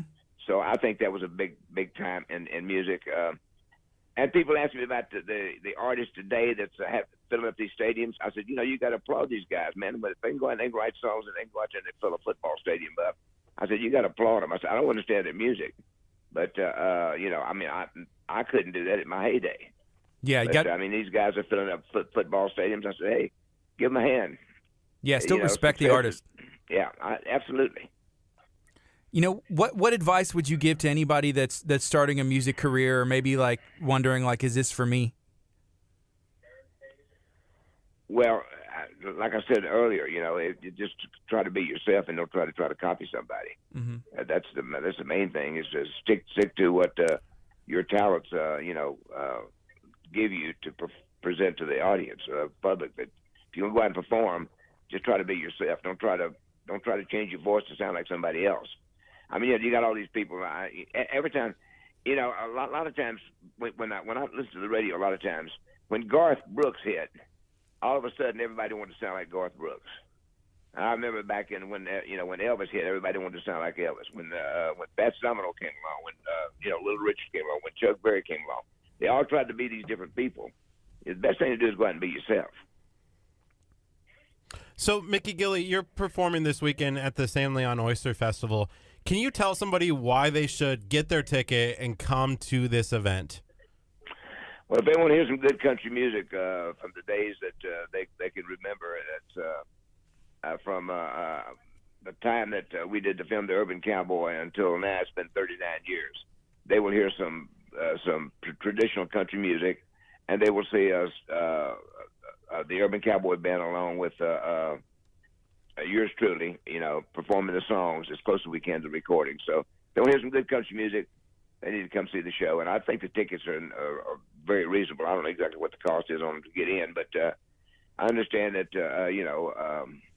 they're very reasonable. And I, would encourage everybody to come see the old man perform. I'm 83. I don't know how much time I got left, so if they want to see me for the last time, come on out. There you go. Hey, Mickey Gilley, one of the things we don't get very often to talk to a gentleman like yourself, but one of the things that we do here at KHEA Radio is we like tacos. We like what now? We like tacos. Okay. So we have this group on Facebook. It's called Talk of Taco, where people post pictures of the greatest tacos in the world. And our job at KHEA Radio is to find the world's greatest taco. So I have to ask, do you know where the world's greatest taco is? Where is Mickey Gilley getting his tacos from? Well, usually if I want a taco, I'll go to a Mexican food place. I don't know any other place. I guess you could go to Taco Bell if you want to get one. Do you have a specific one or like a favorite restaurant? When I'm down home in Pasadena, I go to Chimichangas. Hey, there you go. The monkey restaurant. That's what my kids call it. And but Mexican food places, all around the country. So some of them are really good, and some of them, mediocre. But I've never seen any kind of Mexican food I didn't like. 'Cause I like spicy food. Ooh, yeah, let's do it. It's 9:55. This is KHEARadio.com, 99.5 FM. We're talking to Mickey Gilley. He's performing this weekend. Yeah, this weekend at the San Leon Festival. Gardy and I will be there emceeing the event. Mickey Gilley is going to be performing. There's going to have, like, oysters, a cook-off, where they're looking for the best oysters, the best cook-off team as well. Hey, Mickey Gilley, before we let you go and we see you on Saturday, is there anything else that you'd like to tell us? Anything else that we've really kind of missed on that we should talk on today? Well, the other thing I can tell the folks, if they see the advertisement for the Urban Cowboy reunion performance, they need to come see me and Johnny Lee perform the songs that were hits in the Urban Cowboy.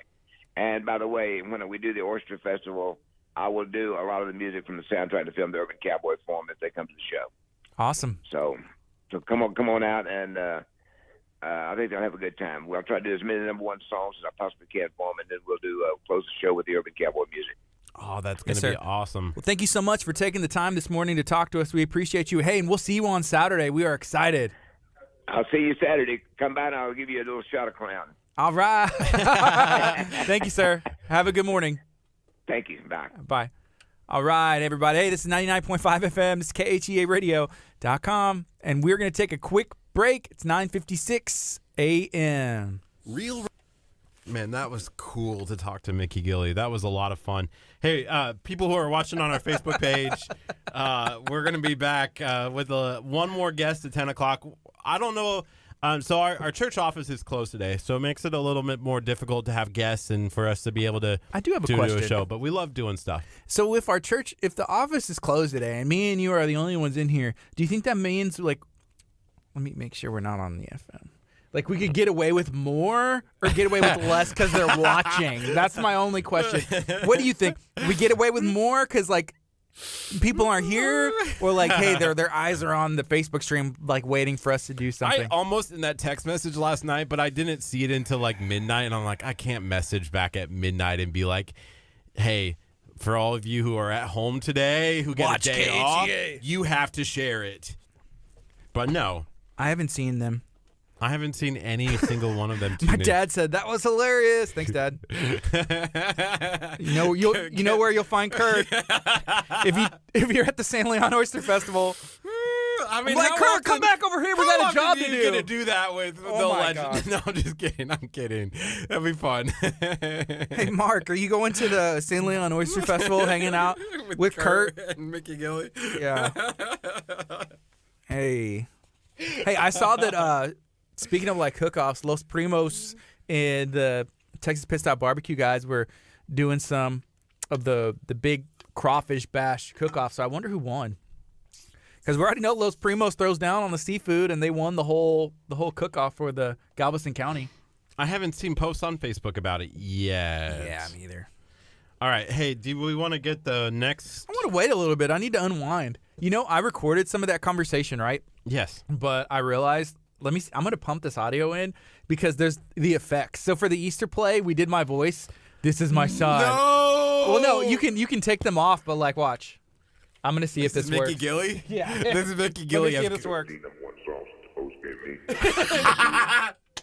Hey, we're getting a phone call. Should we take it? Yeah, take it, I guess. This is Curt with KHEA Radio, 99.5 FM. You're live on the air. Hello, this is Curt with KHEA Radio. You're live on the air. Wow. It was probably somebody trying to sell us insurance. Okay, I don't know which one of you did this, but I know one of y'all did this. One of you had to do It had to have been someone watching right now. Somebody put our phone number, Our Google Voice number. a Google Voice number at that, not even a real phone number, into like a solicitation thing. Like, hey, I want to find out more information. So we've been getting phone calls. Curt has ideas who it is, and I'm hopefully he doesn't say, It's Markovich. Mark, did you do this? No. So we get these phone calls like 2 to 3 times a day being like, hi, can I speak to the owner of the business? And we're like, what? Yes, we are. Can we help you? And they're And like, they say- oh, you're just the DJs. No, we're also the owners. They say, like, are you looking at upgrading your insurance for the business or random stuff like that? And it's like, no. No. Stop calling us. So you've told them to stop calling. And I think, I've said, hey, you're on the air. Will you and they're like, I like to give a shout out to my friends. My favorite part was the person, whenever Kurt told him, like the insurance salesman, he was like, I want to give a shout out to my friends, my mom, my college. That was my favorite part, like the shout out. He gave a shout out to his college. I'm like, hey. He called back. Shout out to my college. I think he had his boss call back and be like, hey, are you on the air right now? And I said, no. And so they hung up after I said that. They wanted to be on the air. I don't blame them. Who doesn't want to be on the air? That's funny. Hey, Dr. Chop is in. I have some questions to ask him because I went and got an adjustment the other day. But Do I you noticed, feel better? Well, yeah, I did, but it only lasts for like 2 days. And so he gave me exercises to do, which I did. I don't know if I need to I think I need to up the exercises because something in my body, and you're like, oh, well, something you're doing is knocking it out. Well, yeah, no, I know that, but there's nothing I can change. Like, what else can I do? Like, not be on KHEA. That's what you want, isn't it? You're like, no, Gardy. Maybe sitting in this chair for like so long is knocking it out, and I don't know what to do. So what the other option is we all stand up, which I won't stand up now, but we all stand up. Do for the our entire show standing? Yeah. Oh, man. So the first night of the Road to Emmaus, I stood up during the entire show. Yeah. Right? Right. First time I probably ever stood that long in my life. Saturday morning, my glutes were on fire. From just standing From up? just standing. I was Oh my like, gosh. what the heck happened? What did I do? Like on Friday, we didn't do anything else. Right? We did the show at Bay Colony Nails. We sat and ate at Fob on Me for like 3 hours. That's not true. With Chevy. And then we did our show. That's all I did on Friday. And I woke up Saturday like I was exhausted. My glutes are on fire. My glutes were on fire. Yeah, well, Man. I noticed the next day you were like kneeling down. Then the third time we did the performance, you were like, I'm not even going to do my job. Pastor Hallam said, you got to sit down. You can't stand because you're blocking the view. And I was like, yes, sir. And there's no other chairs for me to be there, and I have to be there. You should have pulled a chair. There was no other. I couldn't go and grab a chair. Literally grab a chair from like the audio. Like I'd have been like, okay, cool, boom. And I would have It was grabbed a already chair. too late. It was too late. I'm like, all right, suffer my knees. So then I was like, hunched rubbing your over. knees. I saw you're like, yeah, because on the carpet that would hurt too. Like being Oh, on your knees man. that long. So then I was like doing like the whole like leaning over Joe, like I this, saw you. and I was like, So you about to run a race? I was.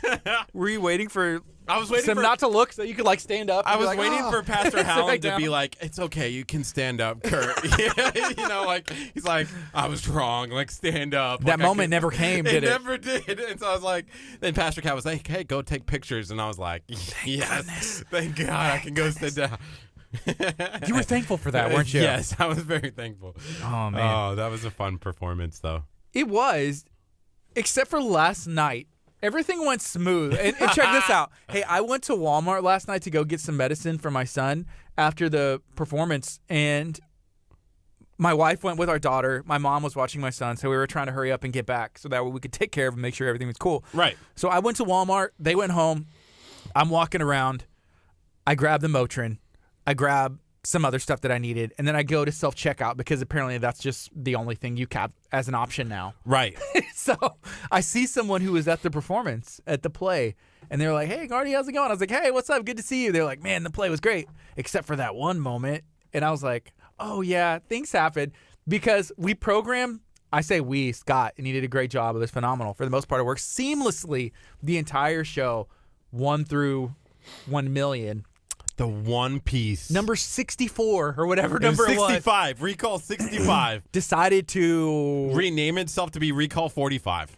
and it was gone. So it was gone, and there was like nothing that happened. Like people started singing, it was gone. It's like, what happened? I was like, just turn up whatever tracks they're on. Who's singing? Like who's singing? It's like, I love it. It was like, hey Maria, is that you? Was that Darian? As they're kicking down the rock, it's like, hey Maria, he lives. Hey Maria, is that you? boom. Yeah. Oh, The other part was after intermission was over, and I think it was they remain nameless. Like a couple people just talking. I'm like, how come they did not just like stop? I would feel like, hey, silence whenever it's intermission. Like look at the clock, because I put it on. I recalled it, and you were about to start the track, and I guess it hadn't started yet. So they're like, haha, and I was just like, what are they doing? Stop talking. So I went ahead and I put it back on intermission because I was like, what's going on? And then she was like, put it back. So I put it back. They're talking again. And you're like, I did play the track. I did. I hit play. I did my job. Yeah, so I hit recall, and it felt like 3 seconds, but it was probably like a second and a half of them talking. So I put it back, then put it back again. So I didn't know what was going on. Hey, good morning. I see Roger and Mandolin. Salazar. What's up, folks? Okay, so Does she have 2 Facebooks? Because sometimes I think I see her comment from another one. no, they updated their name. She went from Maria to Madeline. It's the same one. Okay. It's the same one. They just updated the name. I feel like she gets more shout out because of that name more than anything else. Maybe. So Ethan is down to 1 day a week. We have Yes. we have our other intern on Tuesday. So we need an intern Monday, Thursday, Friday. We got room. And we got room if you're still interested. We got chairs, and we have 1, 2, 3 empty chairs. Actually 5 if you count the other ones that are out of view. Where me and Curt are just hanging out. We actually had a guest scheduled for this 10 o'clock hour, but they're not able to make it, so we're going to be calling them here in a bit. We're kind of going through everything that happened this weekend, though. It was a huge weekend here at KHEA, a huge weekend in Abundant Life. We had an Easter egg drop on Saturday morning. I'm going to say about 1,000 people were here. So we had approximately 15,000 eggs. So if you think about it, if 1,000 people showed up and everybody got, 15 eggs, but all the kids I saw, they looked like they had pretty decent eggs. And whenever people, and here's something that we maybe do next year, is we put in the announcements in the marketing or in the video announcements or whatever, like, hey, we're starting prompt. Like 11 o'clock a.m. Make sure you are here at 11 a.m. because we're starting at 11 a.m. There were people showing up at like noon. Yeah. Expecting eggs. And I'm like, I feel bad, but it's like, no, well, we said 11 a.m., but maybe we stress that more so that way people don't show up at 12 o'clock being like, hey, where are all the eggs? It's like, well, we started at 11, and I don't know if you saw these kids. They're on a mission to get these eggs. Man, we're going to have to do like 30,000 eggs next year. Maybe so. I really think so. Look, see, Curt, this is what I'm talking about. So there's two mandolins, and it throws me off. So it's Agapita, Mandolin Agapita, and Mandolin Salazar. Oh, okay. Okay. Oh, okay. The last name. But good morning, guys. I only look at first names. Good morning to you folks. Yeah, so next year, hey, maybe we have to do 20,000 or 30,000 eggs, and then we stress, show up on time, because there was different sections by ages, and then there was also the helicopter drop, which I think that the helicopter drop, we do it the best way possible, because as soon as eggs start falling, man, those kids take off running, and they don't want to drop the eggs on the kid's head, so they just look for a clear spot, and then they move. And then they drop eggs again, and then the crowd runs this way, and then they move. Have you had the opportunity to look at any of the footage? I saw Pastor Josh's, but that's it. Was it good? No. Wow. Someone tag Pastor Josh. Call him. He's not going to answer, but you can call him and be like, hey, why don't you have good footage? You don't want to call him. I don't want to call him. He's not going to answer your call. There's no way he answers your call. He never answers my phone call. He doesn't answer your phone call. Pastor Josh? Nah. Be like, hey, what you doing? No, there's no opportunity. You can leave him a voicemail. He also doesn't call after that either. Pastor Josh never calls. He just deletes your voicemails. He does. He deletes my number and never calls and talks to me. Hey, I have something really important to tell you. He goes, what? What do you want? What do you want? Curt. What do you want? No, it's hard inside of a helicopter to shoot good video, especially on an iPhone. Because stabilizer? The stabilizer, it just shakes the whole sensors inside of the phone. So that's what it is. It's shaky footage. Okay. It's like, and it's not because he was shaking. It's because of the propellers shake the video. Yeah, my Osmo Pocket might have done pretty good. Oh huh? yeah. Tell him to. He should get one. Yeah. You should buy us all one, like as an Easter gift. I'll take 2, so I can have one in each hand. Okay, now I'm calling Pastor Josh because now I want him to know. Okay, I got his phone up. If it leaves a voicemail, can we leave? If it goes to voicemail, can we leave a voicemail? Yeah, for as long as it'll let us just record. He'd be like, what? If he answers, do we have a plan? Are you going to tell him that we're on Facebook? Oh, yeah. Pastor Josh, you're on the air. I love his... Hey, man. What the... He's not going to answer. $10. Nah, he's not going to answer. $10 if he doesn't answer. He has to pay me $10 if he doesn't answer. Your call has been forwarded. Oh, he to an sent it to automatic voice voicemail? message system. 832 He knows we're on air. He doesn't know. 3787 is not available. Tell him. It's not even. Hey, Pastor Josh, this is Curt with KHEA Radio, your favorite radio host of all time. You know, we had an opportunity where we were blessing people with about $1,000 cash straight from KHEA Radio. And your name was drawn out of a hat to win $1,000. And we said that if you had to answer your phone in order to get that $1,000, and you didn't answer, so we're just going to call the next person in line. Sorry. Bye. You're so proud of yourself for that. That was a great voicemail. All right, who's next on the list? All right, I see Sully On's on the list. I see Jennifer Hogan's on the list. Who wants that phone call? Intern ever, Jennifer Hogan. Jennifer Hogan. Right now, you know what? I have to say she is the best intern that we have. Ethan has decided to pursue other opportunities. And I feel like we imparted so much into him. And I'm almost convinced that he's moonlighting, that he decided to work at another radio station, and I don't know how to feel about that. The thing that hurts the most is how he asked. It is how he asked. Mm-hmm. He didn't give us 2 weeks. He didn't give us any, a day notice. He's going to 1 day a week. What kind of intern does 1 day a week? Jennifer does 1 day a week right now. But we knew that. Ethan used to do 2 days a week. And we pushed him to 3. And we were going to have him in the afternoons. He was stopped so close doing that to a paid position. Man, he was probably a week away. Yeah. Well, you know what? We wish you the best in all of your endeavors. And we do love you. We just don't want him. I don't even know if I should say it. I don't want him to get stabbed. I talked to his mom about this. He started to to work and do this job where he replaced a guy that got stabbed. And we're like, Ethan, how did he get stabbed? He's like, I don't know. I'm like, I feel like that's an important question you should ask. Like, did it have to do with the job? Was it at the work site? Why did that guy get stabbed? He's like, I didn't think about that. I'm like, Ethan, that's the first question I'd ask. Why did the guy get stabbed that I'm replacing? Do I have any, are there any odds of me getting stabbed myself? Probably. Yes. And I'm just keeping him in prayer. And Ethan's mom said, y'all should be praying for the guy who got stabbed that he comes back so that way y'all can have Ethan back again. So let's take a moment. Well, all my prayer time is just dedicated to Ethan's safety at this moment. So if she wants me to stop praying for Ethan and pray for the other guy, I'm trying to pray for both. I'm trying. It's tough. It's tough.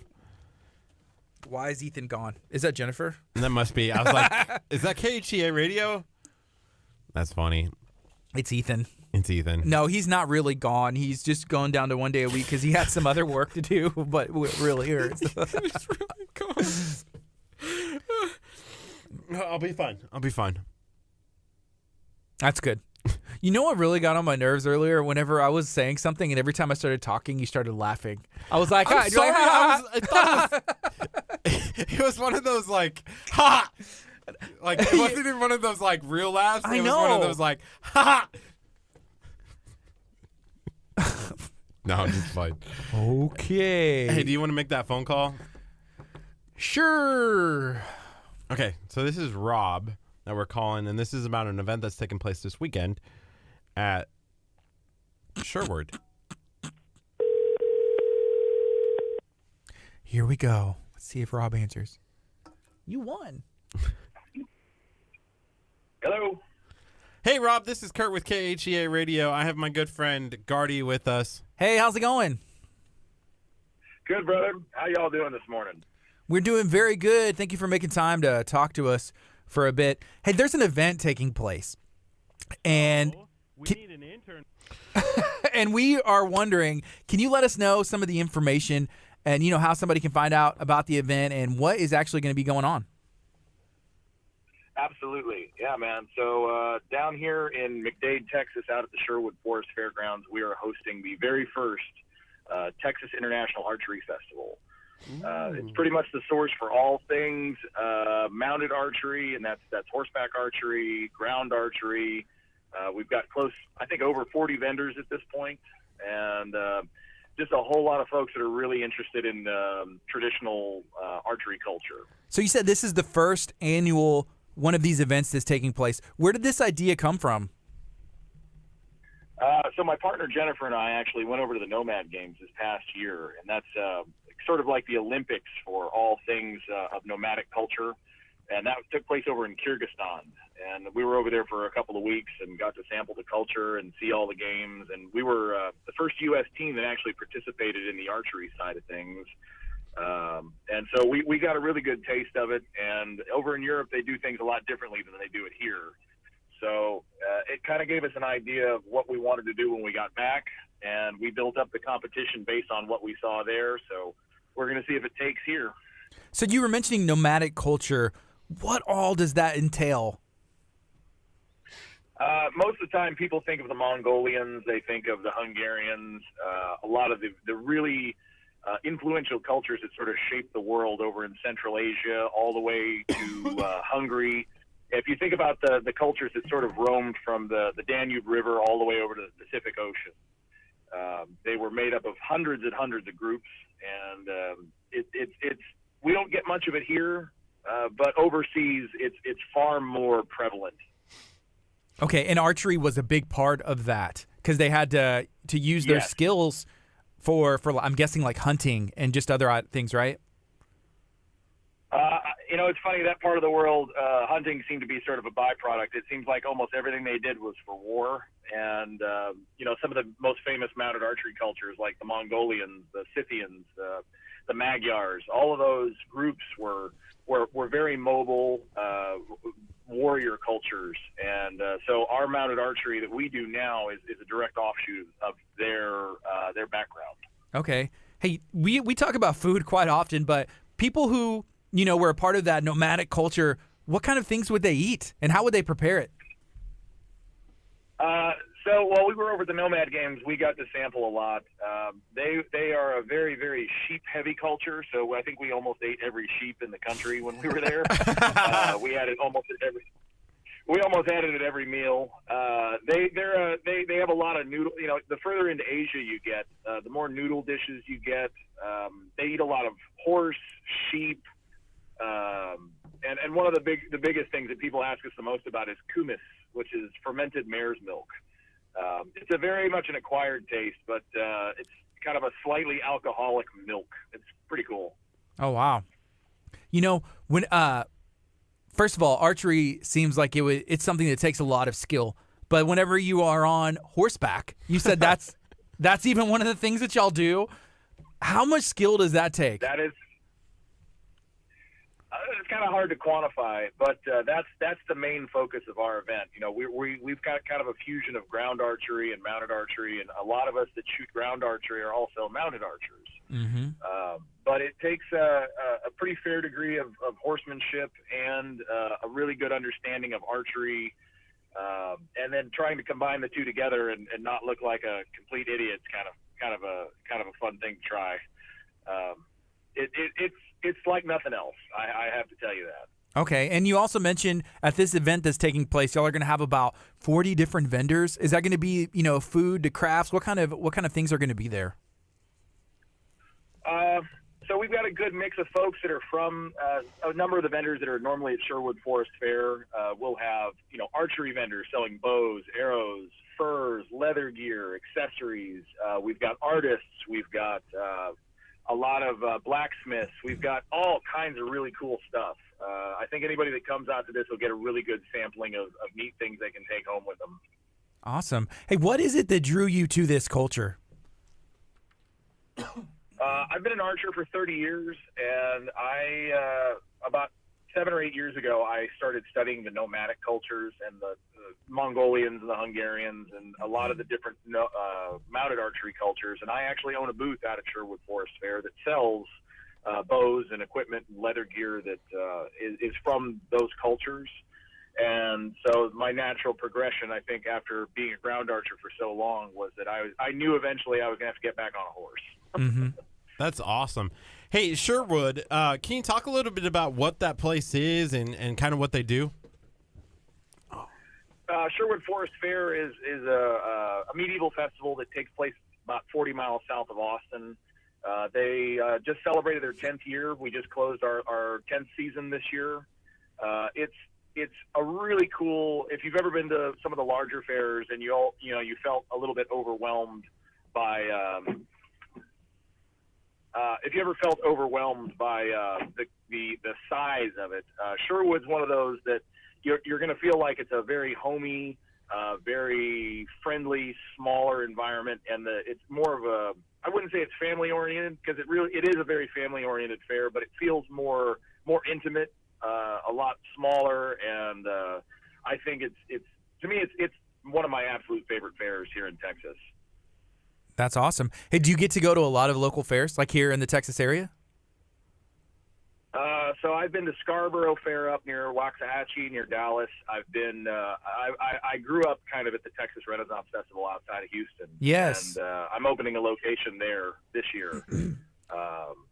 And in Sherwood, I've been coming to Sherwood for probably 8 years. Okay. So. Yeah, I've had the opportunity to go to that Renaissance, event that takes place just outside of Houston, and my wife's cousin actually got married there, and it was awesome. Yeah, they do that out at Sherwood too. They have really they've got some great pictures out there. It's pretty neat. They actually have an owl that like takes the ring to you. It's pretty cool. What? Oh man. Yeah. Curt. Yeah. Curt, you're looking at potentially getting married here in the future. Would you ever have an owl and they can actually deliver the ring?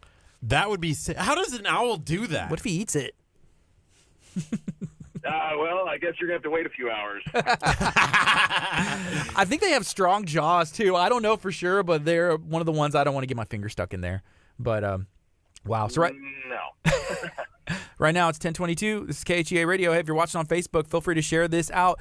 Okay, Rob, if somebody's looking to find out more information about this event, how can they get tickets on the internet and find that information out? The best place to find us, www.txiaf.com. We're also on Facebook, Instagram, and we've got all the information up there. You can buy tickets online to the event. One of the big things about our ticket sales is that the day tickets are $15, but $5 of that goes to the Knights of the Grail charity, which is a equine veteran therapy. A big chunk of our proceeds are going to them, and it helps buy saddles and equipment and take care of the horses. Wow. And they've had a lot of great success with the veterans, and they've really responded well to the horse therapy. So it's been a really, really great thing to be a part of, and we're happy to be helping them out. Okay. How did y'all find that charity, and why is that important to you guys to give back? So the biggest thing is that it's one of the big charities that Sherwood has been very deeply involved with. They have a number of kind of what we call nightly games, where it's jousting and and old training methods that the knights used to use before they would actually joust with each other. Things you would have used in combat, and the owner of Sherwood is very passionate about that in those games, and he rides and does them daily. And so he had the opportunity to create a charity based around it and get a number of veterans involved in it because they were looking for outlets, looking for ways they could help out, and it was a kind of a natural fit for it. And they do a great job with it, and it's really fun to watch. In fact, this past season at the fair, they actually had the veterans doing one of the shows. So the veterans that they had been working with in training actually got to perform and do some of the games this year. So you mentioned earlier how nomadic culture and overseas, that's a lot bigger than it is here. What do you see taking place, even the rest of this year and the next couple years whenever it comes to, the archery games and the events that you are putting on? What do you see taking place in the future? Well, one of the biggest things we've been trying to do is get more interaction with the folks over in Europe, the folks over in Central Asia, and trying to really bring a lot of the traditional archery culture that's very common there over to the United States. It's a little slow going because America has a very, very specific archery culture sort of already in place, and we're sort of the newcomers on the block. So it's a little slow going, but we really enjoy it, and the reception that other archers have for what we do has been really great. It's been fun because they get to see something that really, unless you travel that part of the world or you're specifically interested in, you wouldn't see anywhere else. Yeah. What's the difference between, the different types of archery? Like you were mentioning, that culture and then the archery that's already cultured here. Well, American archery culture, we're sort of got at the background. If you think about what America was originally founded by, we've got English and French and Scottish and German, Italian, the sort of Western European, and so the longbow, the Robin Hood mystique, that sort of thing is really pervasive in our culture. Not many people know that for tens of thousands of years there have been tribes that have roamed around Central Asia and have been very deeply ingrained in a different type of archery. And it's kind of fun because it's been fun to educate people about it that may not have ever seen it before. So I think that as time goes on, we will have more and more folks that are, I think, interested in what we're doing. But with this archery festival, we're hoping this is going to be one of the big starts to it, where we really show people what we're about.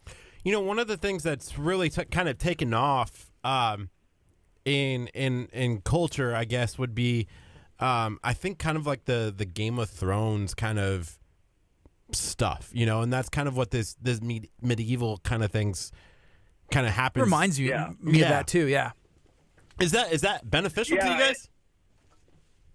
I think to be perfectly honest with you, as somebody who sells archery gear and teaches, and I've been teaching for a number of years, I think that I don't care what it is. I don't care if it's a movie. I don't care if it's a book. I don't care if it's a TV show.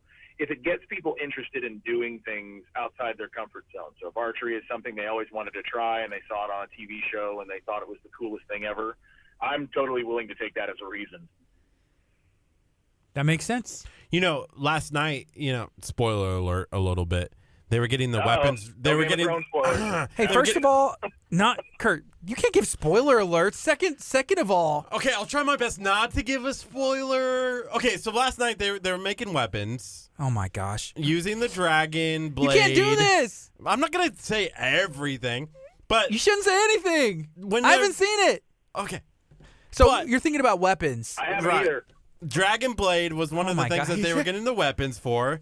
What are you making those archery things with? How do you make the bow and arrow, and how do you make that process?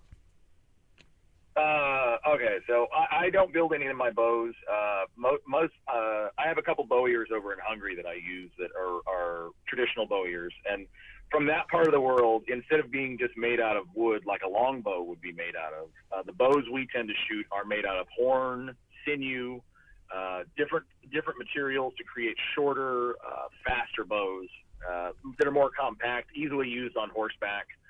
They sort of go naturally together. I guess that kind of goes into the equation at all times. It's like, can I do this from the back of a horse? Could you do it from the back of a dragon? Yes. I think a bow and arrow, though, if you think about it, would probably a little lack in comparison to 40 feet of teeth, claws, and fire. Yes. Yeah, you need to make good use of your weapons and artillery. Let's see. So right now it's 10:29. This is KHEA. Hey, is there anything else you'd like to share about the event? Maybe remind people one more time when it is and how they can get tickets. Yeah, absolutely. So if you're interested in learning more, you can find us at txiaf.com, and there's a ticket link at the top right. Also, we have a really great vendor page and sponsors. We're sponsored by a bunch of really cool companies that want to help out, a couple archery ranges around Austin. And this is going to be one of those opportunities. If you want to learn more about archery culture and something a little outside the norm of just going to an archery range, come see us. You'll see a lot of things you've probably never seen before.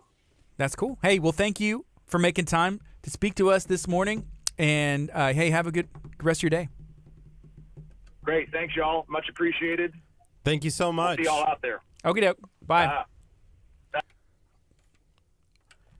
Hey, so right now it's 10:30. I think we're going to talk for a little bit more, maybe wait for this song to go on the FM, and just remind people about all the events that are taking place, including tomorrow. We're going to be having some really good shows for the rest of the week. We're going to have Dr. Chop in. And are we still having Gringos in? Which will be that's what's in the schedule. So it looks like we're going to be talking Dr. Choppa and then potentially speaking about food. I'm not sure if we have that confirmed, but hey, there's nothing wrong with talking about Mexican food. I think we need to double, triple check with the person who was helping set that up. But I haven't heard otherwise. Okay, dope.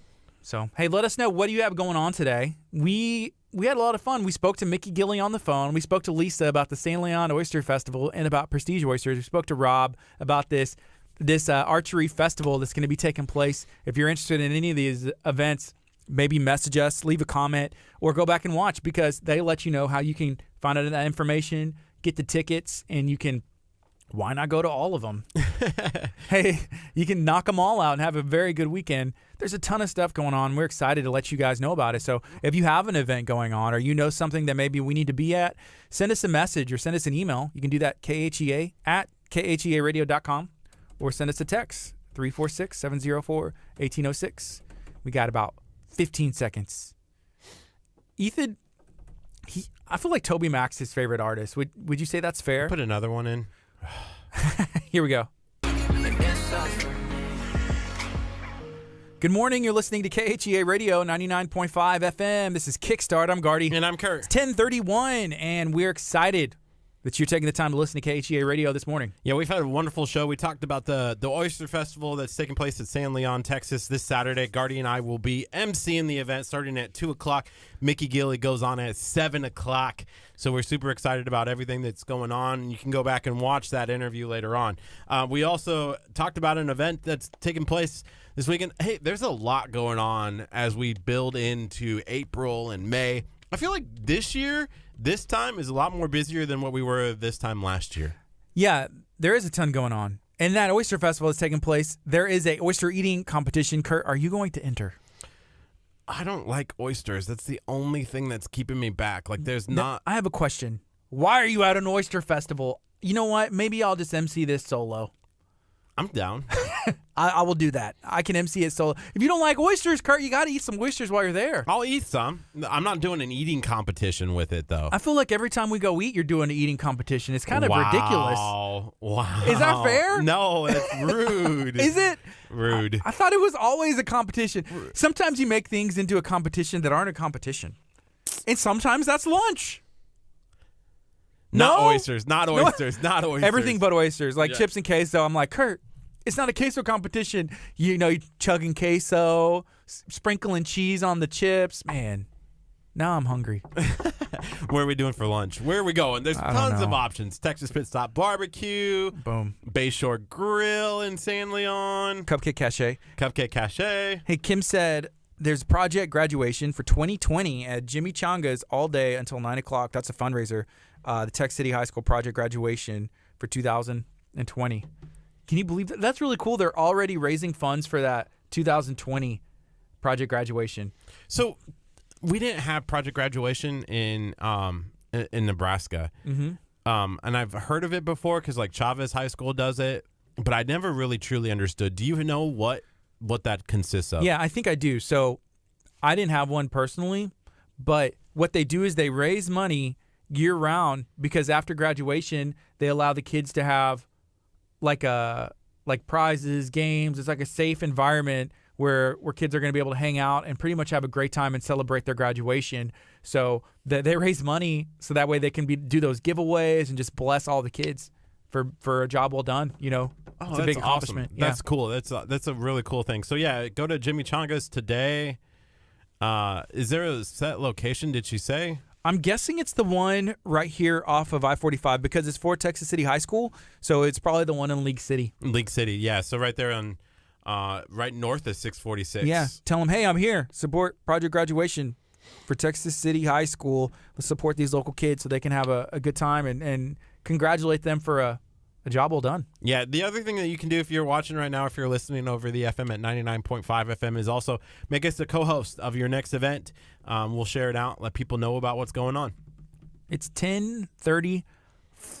This is KHEAradio.com. Hey, y'all be blessed. We're going to end the show a little bit early today because we have some stuff that we need to get into, but tomorrow's going to be a good show. Dr. Choppa is going to be in studio. Make sure you tune in I meet people all the time Yes. that were introduced to this program through Dr. Chapa and have been blessed, or they already listen to KHEA radio and they said, hey, man, that was awesome. I've learned so much, hanging out with Dr. Chapa, watching on Facebook, listening on 99.5 FM. So make sure you set your alarm.